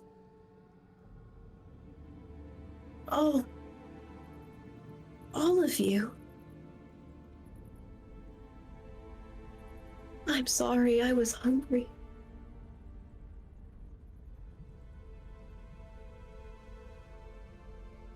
I didn't know.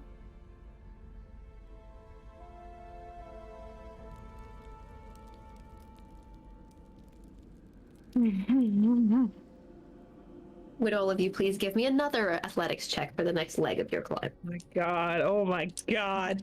How are the other two reacting to the connection going dark? Because I think you feel it. Kiara's just pumping guidances into Barden. No, not you two. The two No, up I top. know. But I'm just letting Shan know. Oh, Because got there's it. nothing else to do besides yell at Taz and pump guidances.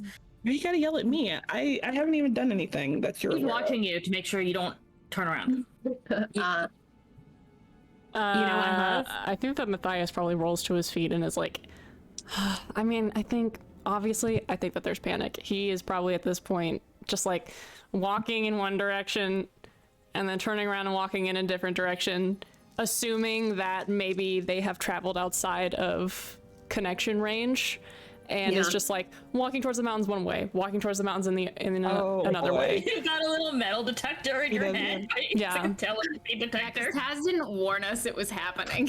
He just went for it. Yeah. Yeah, He'll literally just start spiraling outward from where Oesh and he's laid Dorian down probably, and where the other guy is. Are you looking for your companions? I'm trying to listen, yes. Shush. 19. Your face. 19? Okay. You know what sucks? Yeah. Having the other one be a 28 and the other one being a 13. A 13 with your 2d4? Mm-hmm. Okay. Barton, you are flagging. Your body's still shaking. It's been a fucking tough day. You're overcoming panic, and this isn't an easy climb. This is not like you are actually getting handholds and you're like just sort of even going up a vertical wall. It's tilting inward. It's taking incredible strength to just carefully navigate between, like, Vice is pointing out areas. Tazriel, as you're climbing, you're focusing on this. You are a strong and hardy group, but there comes a point, Barton, where you just don't think you can keep climbing. You can make it to the next ledge, you can pause. You guys are about 100 feet now. There are nearly 400 left. Arden, it's okay. I could try. Just save your strength. And Kiara's gonna get off her back. You pause on that ledge, you can step. Yeah. Well, not while we're dangling. While we're on flat land. Just Alana looks just a little bit broken by that. Just a little bit. Because it's what she's good at. Being strong. I'll get back on once you've had a break. Mm-hmm. Okay. That next ledge, that next climb, Vice makes it there as well. Taz, the only thing you can feel is an immeasurable sadness coming from this creature. I think it's making me cry. I think Taz is just silently tears pouring down his face more than and I think, I don't know, Alex, I'm kind of just assuming here this immeasurable tear, like he might be crying more than he cried when Vel died, feeling washed with this, with Yekta's emotions and the realization of what must have happened that put them down there. Tears pouring down your face. You pause at that ledge for a moment to catch your breath. And then there's a sort of low, familiar buzzing noise. And coiling out of a tunnel around the lake, 3 heads. Now in the light you can see those hundreds of legs. The warden looking up at all of you. Oh God, I hate it here.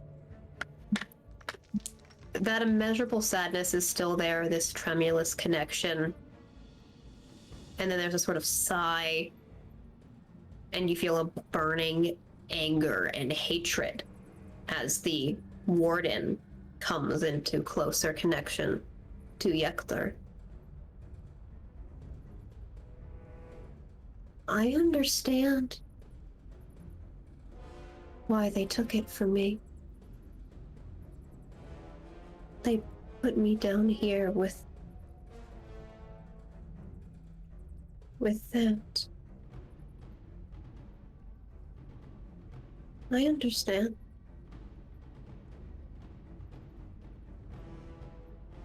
There's some kind of interplay. Creature politics. This creature is inherently tied to the sky. The warden is inherently something of earth and bone. What do you do, Tess? He wants to free them. He wants to be able to dive back down this hole and into the water and crack this coffin open and just and he's not compelled to do it, so he won't. And I'm pretty sure through the bond, Yekter feels that, like, I want to let you go. I want to let you out.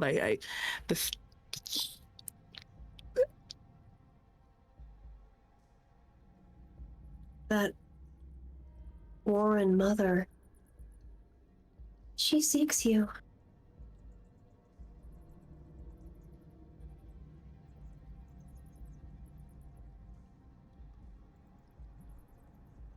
You go towards the sky? Yes. Oni.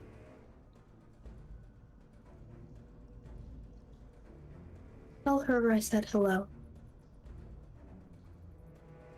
I think he lets out, like, he's been silently crying this whole time. I think he lets out an actual, like, like, gasp of despair at that. I'm going to free you. I'm going to come back here. I don't know when, but I'm going to come back. Oish. You know that feeling you get when there's a storm coming?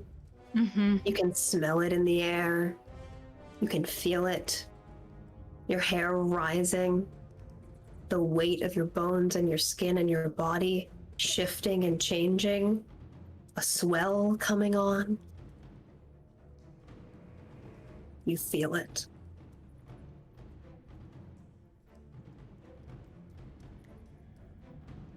When are they getting back? We need to go. I still can't hear them.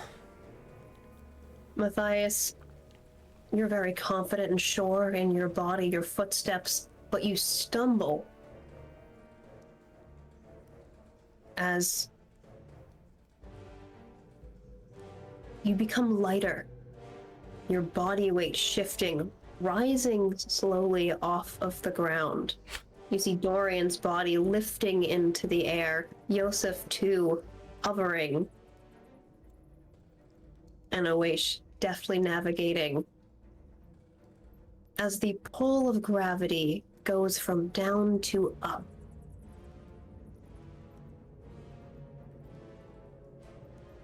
As first you feel yourself lifting off of the wall, floating. Then Kiara, then Vice, then Barden, you see the massive form of the Warren Mother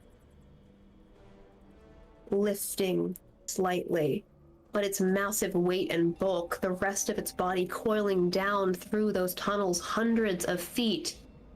It cannot ascend. As you fall up into the sky. My God! Yara screams and she goes flying Barden in the grabs. wrong direction. Grabs. You ascend and float. It's less that you're falling, it's more like you can control and direct it. Then she's not screaming. Yeah.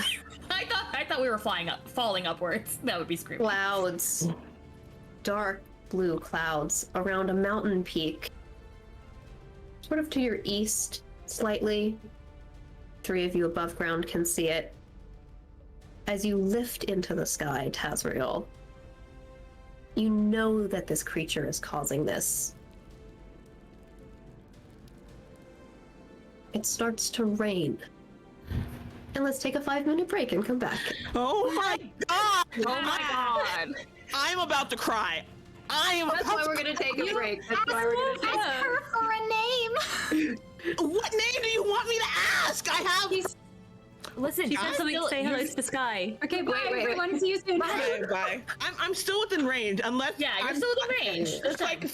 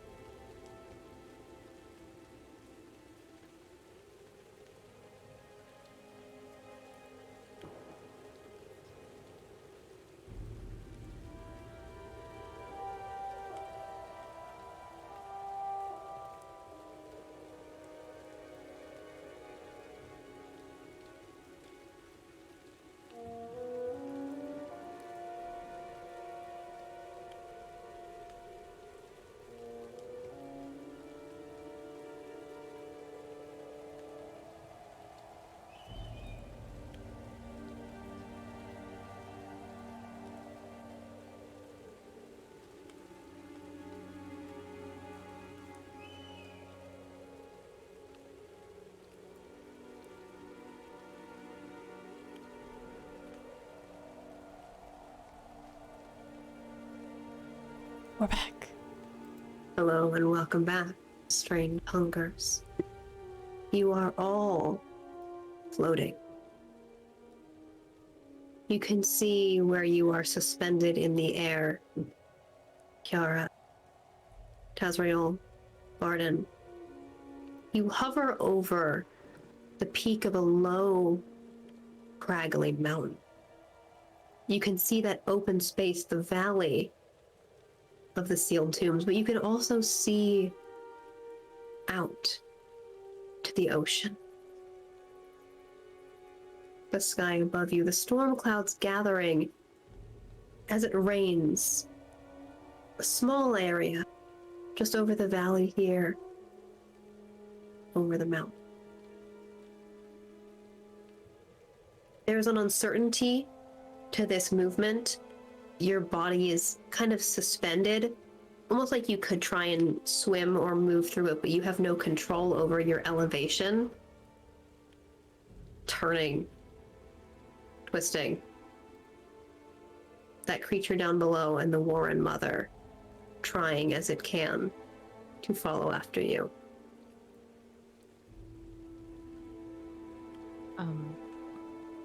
Like skydivers, Kiara's gonna try to horizontally swim towards the first person she sees. Vice reaches out towards Barden and Taz, and then her tail kind of whips through your range, Kiara, so you kind of grab and all right, careful with that. Sorry. Can I turn my face to? Can I still see the water? Down below. Yes, I mean, again, 500, 600 feet. It is a small circle, right? But it's down black. through a crack. You're not sure. It's just too far to make out the color of a puddle 600 feet from you as it's raining.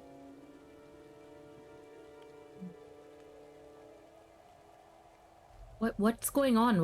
What's happening? Who did this? Definitely wasn't me. This is new. Awaish, are you here? Did you do this? How You're far out. away You are can they from us? stop. I mean, they're going over a mountain and it's raining. I don't know if you can really hear that, but I mean, you did see the storm clouds gather. How far are they from Yeah, us? how far are they from us? I'm guessing that we can see the weird gravity storm that is gathered around this mountain and affecting us as well. Even if it takes a second, half a mile. All right. I'm also assuming we can see tiny little dots hovering in the air. I'm gonna assume. I'm gonna make a fucking educated guess. Rub my two brain cells together, and I'm gonna go back and sling Dorian up over my shoulders and offer a hand down You can to try. Awaish. Are we still fucking? You're fucking floating, dude. You're just hanging out. You're bad at this. I'm good at it. All right, whatever. I try and move towards the people who came out of the hole with me. Can I do that? Yeah. You can sort of kick at it. Now that we're out, Kiara's also going to attempt to try to throw Eldritch blasts towards the ground because that shit has a distinctive hue. Okay, yes, you can definitely see that. Using that as a kind of a flare. Great. Awaish, if you put your pull on your back and activate the weights, you can walk around like normal. That's hot. That's my comfort object right now, though. And there's a gate. So I think. Using the gate, Matthias, you can pull yourself towards Dory. But yeah, Awaish will use the gravity, just kind of grab Yosef by the scruff and take us over the gate at least. Yeah, and then flip over. we'll put the the bar back on their back and activate the weights. And you watch as they sink back towards the ground. I'm just gonna plant my feet against this fence and fucking shoot myself towards the mountain. You just. Woof. Yep, I power squat, and I aim, and shoot forward. sort of like float along the ground. It is clumsy. I wish you're like reminded of some toddlers who are going through their first gravity swells and first storms when the Tojanita sails through a patch and everything lifts, fabrics flowing in the air, glass baubles hovering, leaves coming off of the ground, or petals, air balloons that people release as you travel through these storms. Assuming that this is how, like, yeah, it's kind of like moon gravity or something like that. Yeah, it's like that. With the addition of, like, Earth atmosphere, he should be, like, after a little bit, he should be able to, just athletics-wise, propel himself with a little bit of, like, friction. But I think that he'll shoot Parkour for off trying to, trees. like, grab rocks and shit and use that to, like, push himself forward with Dorian. Are you nightcrawlering kind of like? Yeah. Probably Well, a also, little. Matthias, you're not wearing your armor, right? He's wearing a forgot, little no. bit. He has an AC of 15, but no disadvantage on stealth or anything. It would be your plate mail because like the disadvantage on stealth weight of it that would like help you. After I would say maybe kind of like 15 or 20 minutes of moving together collectively, that swell starts to sort of fade and dissipate. You feel the weight of your body returning to yourself, your hair no longer floating, your clothes no longer floating, sort of like sinking down to sit on the mountain, and Matthias like catching yourself as you spring off of a rock and then like kind of tumble and skid. And Yeah. Oish catches up to you as you are like getting to your feet. Their eyes are a little sharp, and they say, "Those don't happen on the ground." That? Yes. I'm assuming you've run into one before then. Where I come from, they are common.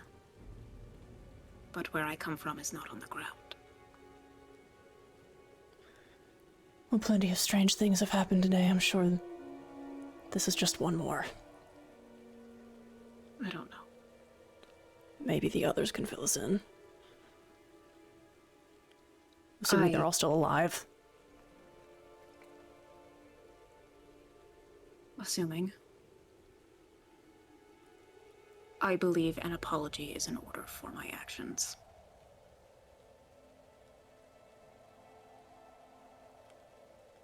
I do not handle falls or damage of that capacity very well. As you can see, it did not affect my performance.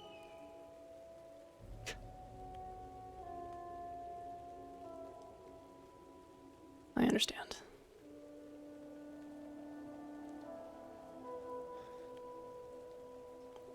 It's alright. They hold out their arm to you, where they've cast False Life on themselves, which is temporary HP, which means that the acid damage has not healed. They hold out their arm to themselves for a moment, a bit, as if they are examining it, almost like they're trying to memorize what it looks like, and then hold it out to you and say, if you have any left. He'll reach forward and place a hand under her forearm and will cast a Cure Wounds. That's my Can I last spell say it slot now, of the day, Alex? baby. say what you would like. Yeah. Okay. As you are reaching to heal Oish, you notice something strange, that looking back on the temple, you have like a little two brain cells rubbing together moment, brain blast of, oh, I've seen this before too. It was just too hectic to realize it. The acid burns are underneath their tattoos. The tattoos look completely unaffected. Well, everything about this bitch is magical, so Yeah. that's 11 hit points. Thank you. I feel good. Max healing. Uh, A low rumble through those bones. They brace themselves not for that, but for your touching them. Vice starts walking down this mountain. You guys can like walk past the watchtower here. There are no lights Before on we inside. start walking, though, as soon as Yeah. they're on the ground, Kiara, like, flat out, not face plants, but body plants into the ground and says, I have never been so happy to be on the level of the earth before. Never leave me. Kiara needs a moment. But then they'll get up. Yeah. First, they just need to be glad to be on. Also, as they're going down, Barton has Kiara's hand. Not the tight grip of before, but you can still feel like a little tremble in it. But she is just very grateful to be holding your hand right now, and you can tell on her face. Oh, yes, we As we've you got walk, her. there's real. Did you do that?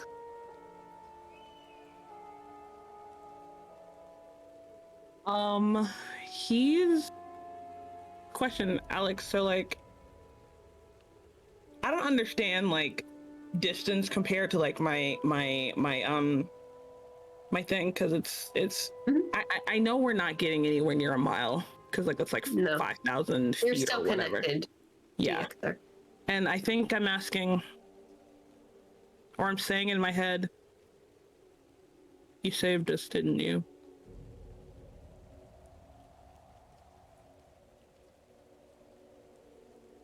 I suppose it is the least that I can do.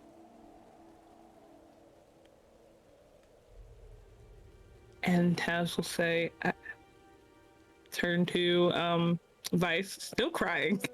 Still such a sad boy right now. And it's still raining, right? Mhm.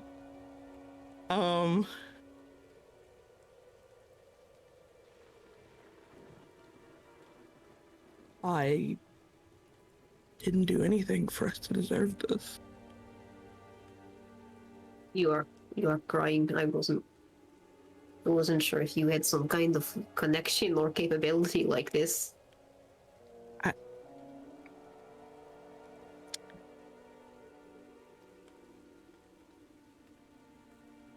I made a connection to what was in the coffin. And I guess she thought that was worth doing this. Well, tell her I said thank you. Wait, I so really- you did not. Oh, sorry. Oish did not do this. That was me, not Kiara. No. Good. However, I will tell you, you are on an expedition going into the wastes. Normally, if you see some kind of trapped monster in a dangerous location, you should not go talk to it. I'm not a fool. I understand No. that. Well, Desperate situation. Were we not in? there are All plenty ideas who like are who go through desperate situations without making foolish mistakes. How foolish was it? But you We're did not free. make a mistake.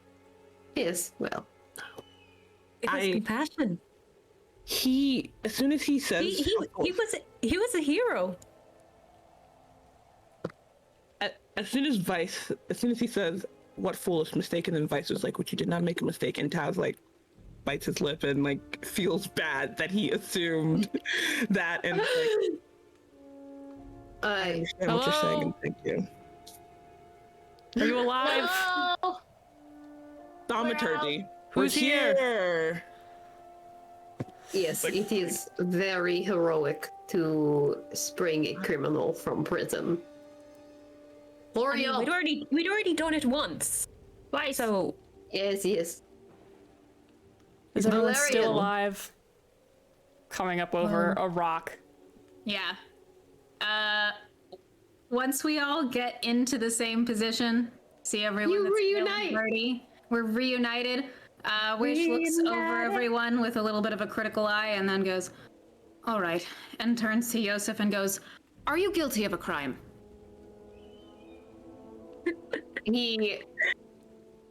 He's still like a little bit pockmarked even after Matthias is healing, rain dripping, and it says,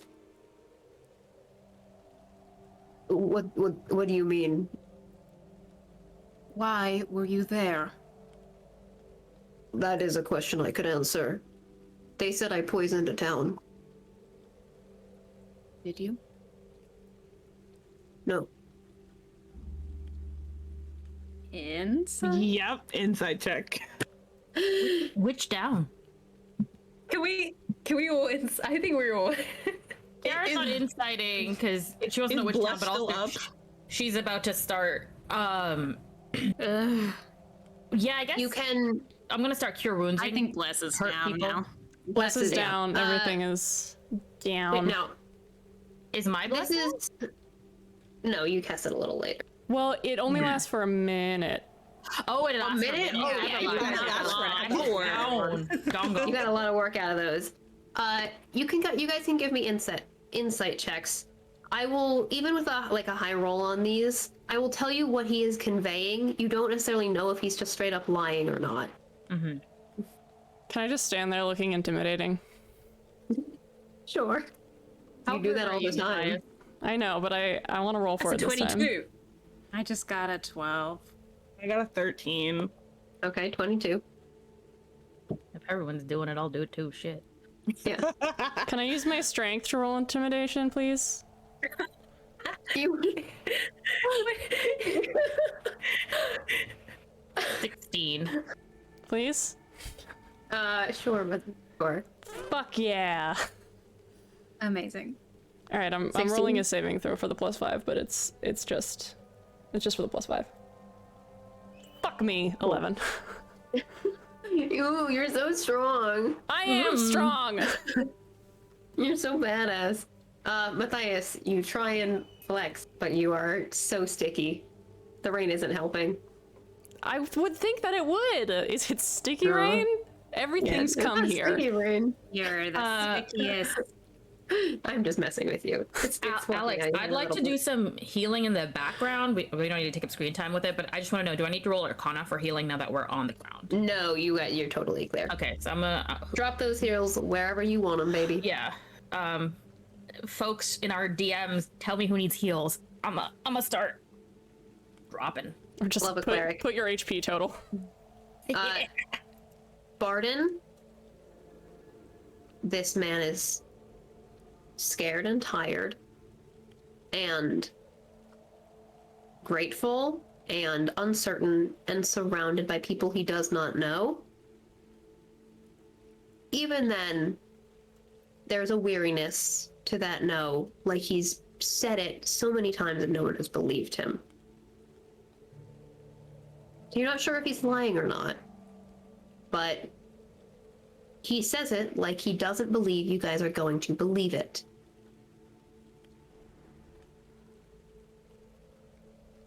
I bet you've heard everyone say no to you a lot of times, that you're lying. Yes. I can see that. I can understand that.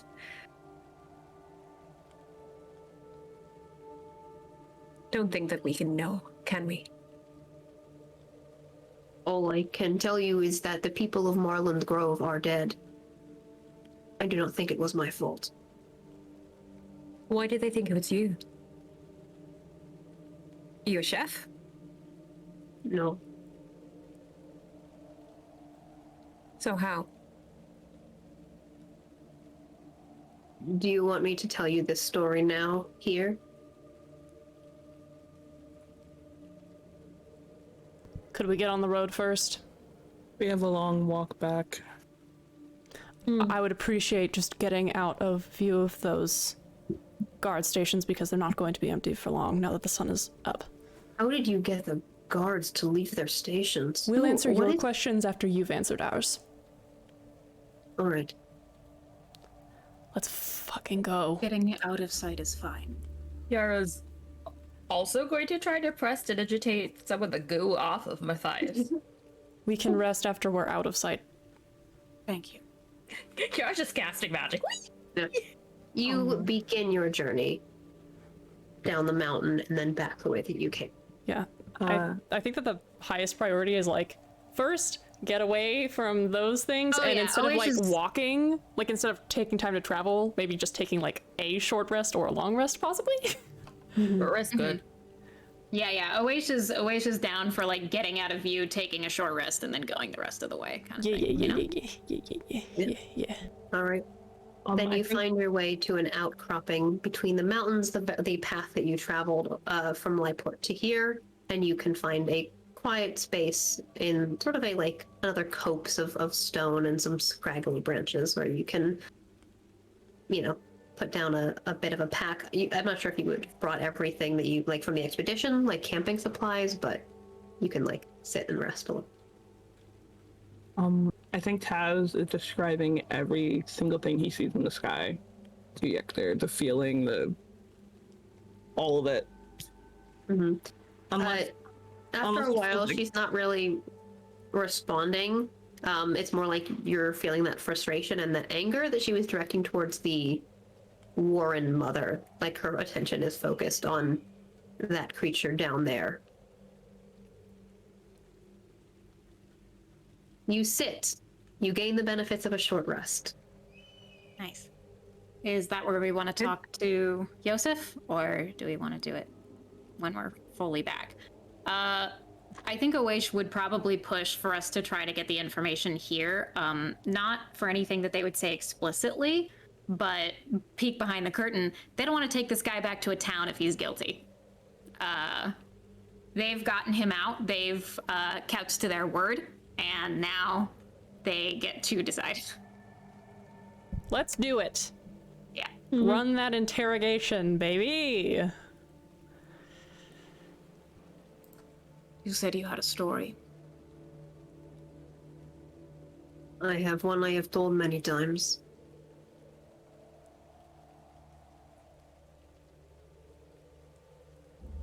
My grandfather was a pirate.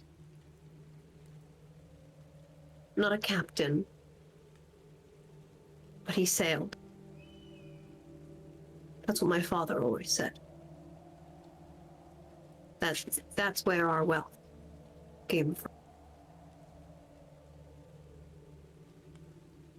He taught and trained and raised me to speak in certain ways. Said it was very important that I had these skills. I've always liked learning. I studied. I practiced. I attended school. I'm really good at numbers, finances, markets. I had a good job. We traveled between Marland Grove and Jalaraha 5 or 6 times a year. My father and I.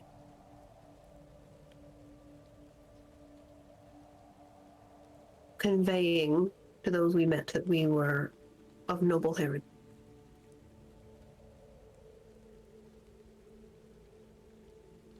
I never had a lot of questions about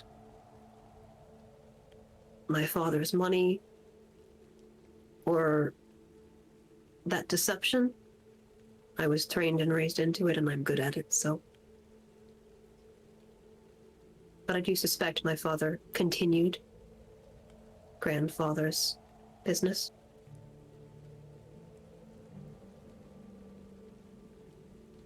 About 6 months ago, I was invited to a party. I met a very lovely woman there.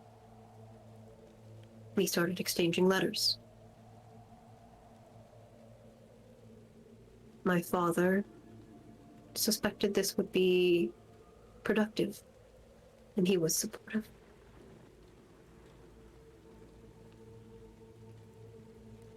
At the same time,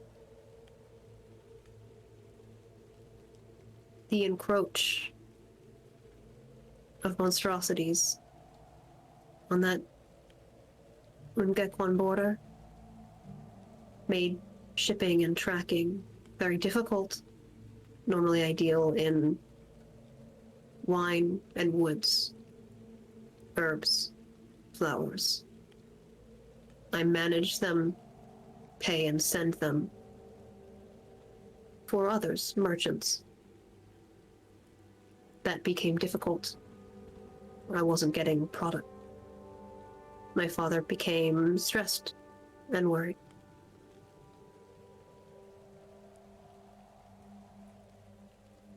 Crow, my fiance, she came to visit. We discussed talking to her family, becoming engaged. My father came in that night, bleeding, and she saw, had questions.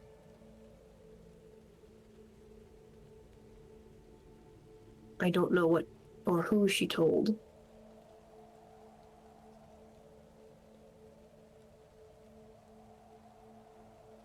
The wedding was supposed to be 4 weeks ago.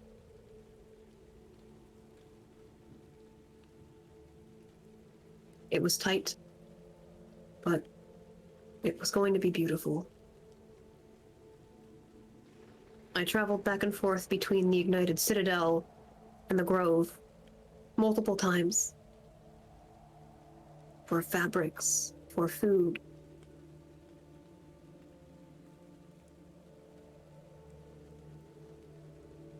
She never showed.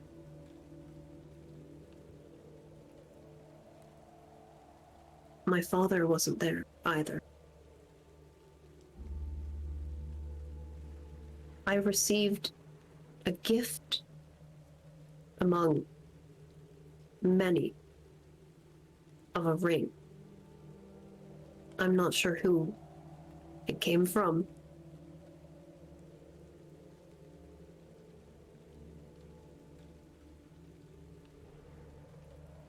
All of the wedding guests parted. I did not have a very good reaction. Lost my temper. Caused some destruction. I set fire to the venue. But I didn't poison anyone.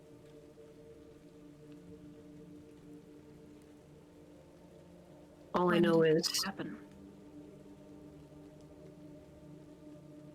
when everyone started getting sick. A few days later. We have a lot of friends, a lot of family. Most of Marlin Grove was there.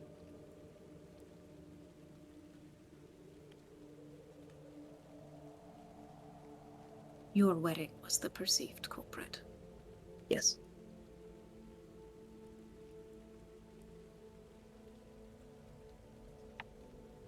Hey, can I ask who's the lady writing the letters?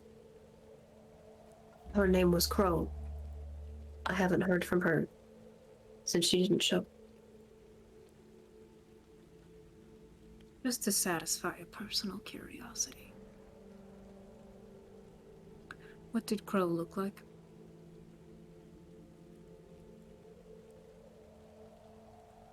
a little bit like you, and points towards Kiara. And what about that ring? It was beautiful. Ruby. Gold. Does that sound like the ring that we got? I wish I had any sort of projection ability to, but I don't, so never mind. What happened to that ring? Well, after I used it for that destruction, I gave it to my father. Told him Hey. it was dangerous. If someone were trying to poison an entire town, a community event would be a great place to do it.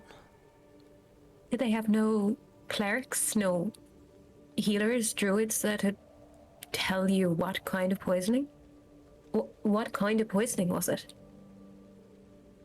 Was it to do with your herbs? Restorations are expensive. And it Yes, but spread very to put quickly. someone away for an entire town, you should know what it is. Red leaf clover. They said. Is that funny, I think? Do I know anything about that? Taz and Kiara can give you nature checks. Oh, I was I'm really guessing about it's to roll a a d4. mirage Nature, thing. not medicine? Can I do You can do medicine. Thank you. Please. You're allowed. I have a nature +0. I have a medicine +6. Big difference. Some of us have a nature -2. Well, actually, I don't. I have a +1 because I'm proficient in nature. This dice is just having a good time. 16. Alex, Yes. natural 20 for 22. Tell me everything. Red leaf clover is not poisonous. Bitch! However, Oh, You don't know. Alone. sorry. it is not poisonous alone. It is poisonous when combined with other things, including heat. If it is heated, Oh my god. fumes that get released. It is a not super, I mean, in Kiara, you would know that it is a not super common plant that grows in some like valleys, orchards, etc. It is the combination of not just heat and not just fumes, but where it is growing, if the soil is combined with like grapes or wine, there can be certain tannins or ingredients. Clover plus wine plus fire can release fumes. Did I don't know miss why you something would where he said necessarily- that there was red leaf clover growing in that area? Did we hear No. something like? He didn't No, say I that. think. Do y'all share that information? Because I think I can brain blast Was this it just together. an accident? I think it was a wedding. People No. drinking at a wedding. Or I wine at a think- wedding. Clover and fire. I think Taz is gonna say you. Yeah, yes.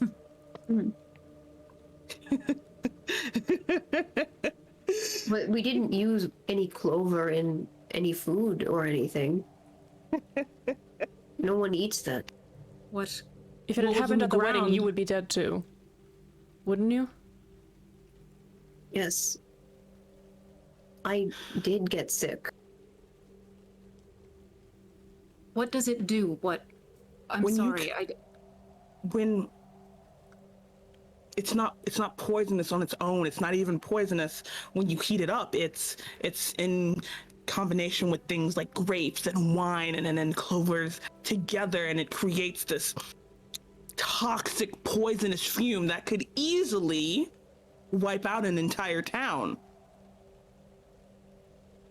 Your fire tantrum created a poison? And I don't. It wasn't a tantrum. My fiance stood me up.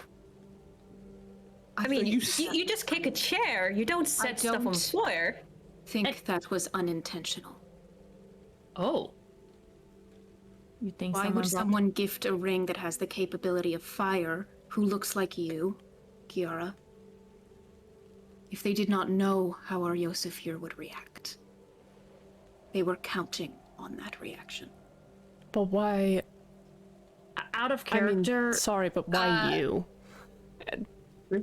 Go ahead. So what my theory is that Crow, whoever that is actually Raj royalty in some regard, Yeah. or connected to the Raj. And so when she was told that they were pirates, she, maybe along with other people, concocted a plan that the wedding would be set up, they would gift this ring, and then she would leave him at the altar so that after, while everyone was drinking, he would lose his shit and set fire, activating the poison. That The makes sense. abandoning at the altar was the triggering event. Yes, that makes sense. I'm tracking. I'm wondering why this bitch.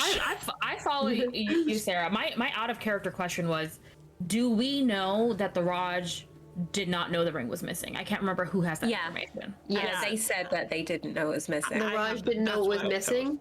They said they didn't know it was missing. Okay, yeah, fine. Wait, That who did they is what ask they about said. that? That is exactly what we're saying. That is what they said. Did we I contact just like someone the about that? emphasis because Tazriel sent a letter about it. yeah, Got it. because if they planted it, they can't say that they planted the ring. So if someone is like, "Hey, did you misplace this ring?" They'd have to be like, "What? It's been stolen?" They'd have to react like that. You know? What do I? From our amazing security? Yes, my but God. to be clear, the information that they didn't know the ring was taken was conveyed between Taz's contact as a Brightling to him. It was not like a pronouncement or proclamation. It was like spy information. So either they were lying to Taz, or the person he asked also didn't know either. Yeah. What do I know about this town? Like, Barlin like, Grove. yeah, like, It is What- a kind of a nothing town. It's not too far from Jal Raha, probably maybe like half a day's travel or so. It's literally just like there are cities, there are bigger towns, and then there are places where people live and gather, a town center, etc. and it is in fact in the Raj. Like, this is one of our towns. Yeah, this is in Apshore. Does Away say that out loud? Like the theory? All that shit. Yeah. Yeah, and I think to like help answer Matthias's question, I think they would round it out and say, not exactly a surprise if you are a ancestral piracy family. The Raj doesn't quite smile upon that.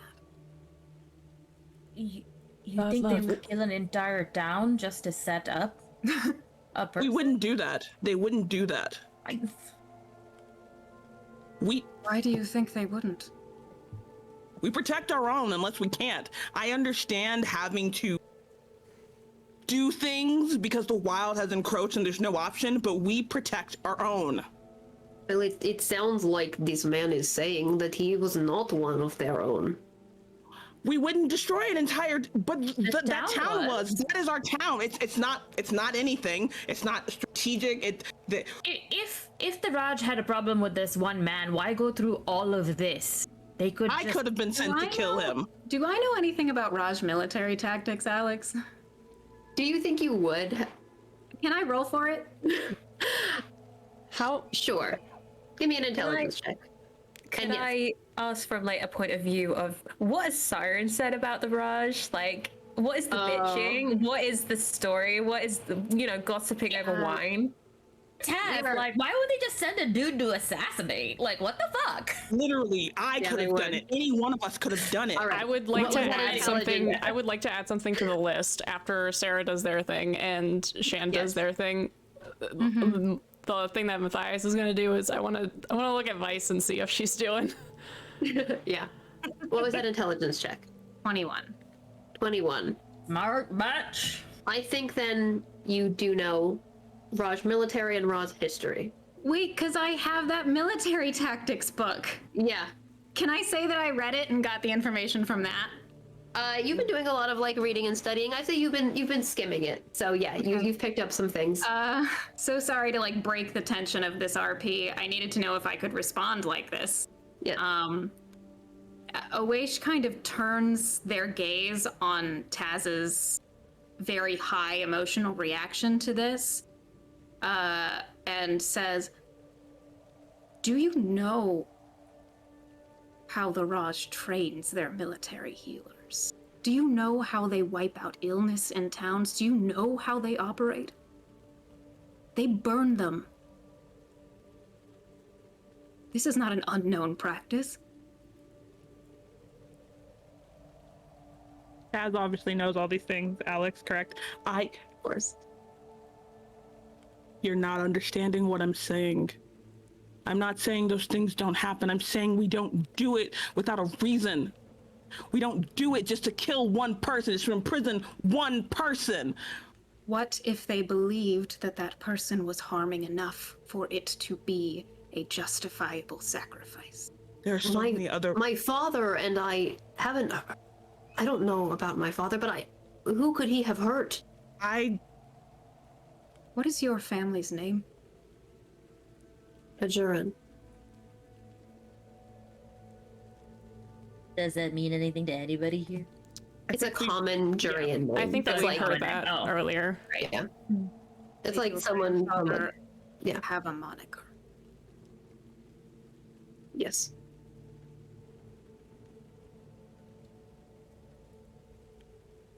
It's a little bit dramatic. Love drama. So is lighting up an entire town. I Lighting up a venue.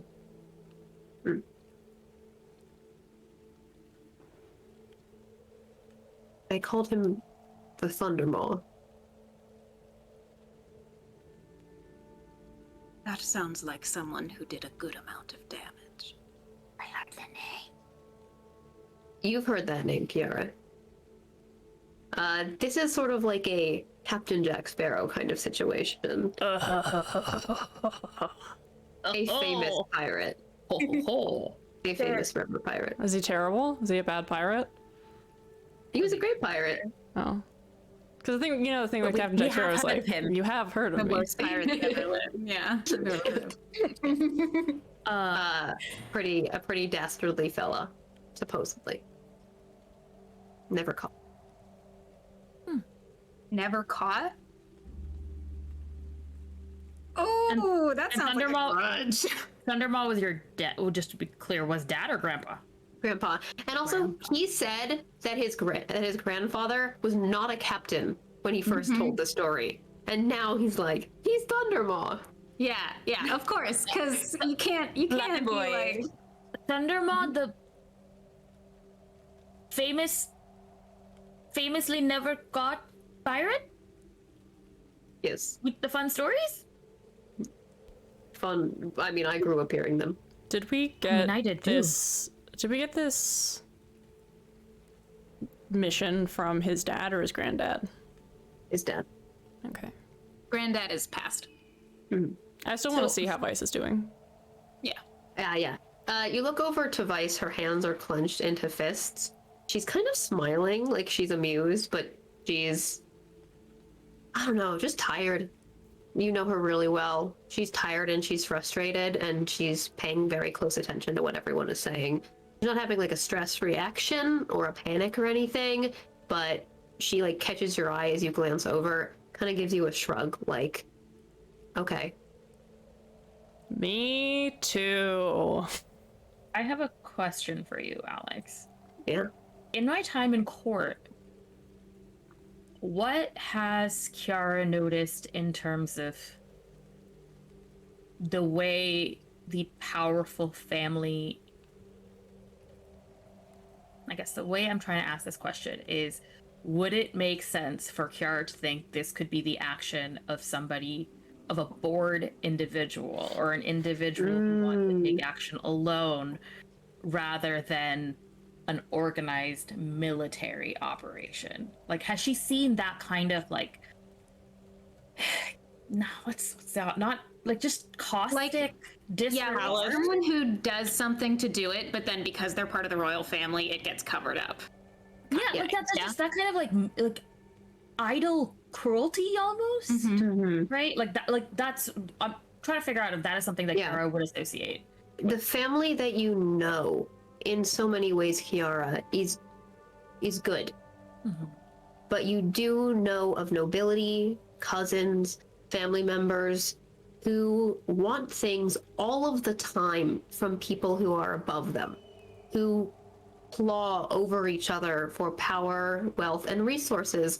You've heard stories from members of the semi-precious court of people who would like want to, you know, engage with them, build relationship with them for the power, always, you know, taking no for an answer, of course. But there is a desperation for the power that the Raj holds, and those who hold it want more of it. So this doesn't sound like, to Taz and Kiara, this does not sound like something that a royal family or a military would actively organize. That it is like absurd to believe that, because the Fire Army trains the entire military organization of this country is come and get a free education, learn to protect your town from the monstrosity, help us protect this area and this continent. Like, that is what they care about. There is a focus on, you know, like Taz said, their country. So that doesn't make sense. If this is a single woman, wounded and angry, a noble who realized that, like, the man who she thought was noble and was going to marry was a pirate, Fucking maybe. classism. Yeah. My other hated character thing. Nice. However, it is 4 p.m. Yes. So as we zoom out from this conversation, we will Fuck resume you. it next time. No. I know. I No. love D&D. How dare? Another hour. 5 more hours. But we will resume next time we see all of you. We're going to figure that out with the end of this conversation and the aftermath as you all return. So, Thanks for I'm not ending the stream. I refuse. I'm on strike. Thanks for watching. You can't make me end it. You can't make me press the button. I will give a big shout out. Tragedy of Theologian, I believe, is back tomorrow. So stay. I think so. Yes. Tragedy of Theologian is back tomorrow night at its regular time, 8 p.m. We are. Melena has found Janelle. Her life force is being sucked into a gem, and it's torture, and it's a bad situation. So stick around and find out if Depth decides to kill their character and make a new one. Also, thank you so much, One More Multiverse, for these maps. They're super cool, super fun. You can go find their Discord and complete the training and all that. I almost said jizz jazz, and I'm not gonna say that except to say that I thought I was gonna say it. Get all that jazz. Also, thank you to Soundtail for our vibes. You can find Soundtail on the Google Play Store and also the Microsoft Store. Windows? They have a thing. They've got a thing that you can definitely use. And it's really, really good. But if you're thinking about using it on a stream, make sure you ask for permission first. Other than that, thank you so much for vibing and for watching. Alex has a charity thing tonight. Do you have a charity thing tonight, Bob? No. Tomorrow, go check out the Space Jammer. They are doing a. Do you know that I know charity. Amber? Yeah. They're doing a bunch of charity one-shots, things, etc. tomorrow to raise money for the Reproductive Rights Bundle. So. Yes. Yay! So vibe. Okay, I think that's it. You can find us on Twitter, you can find us on YouTube, and you should definitely give us a follow because it's free and it helps us a lot. So thanks. And we play good James. We do We're play really good good at James. these James. Yeah, we're we're so good at James, which is why we're leaving. Goodbye, everybody. Bye. Bye. Bye.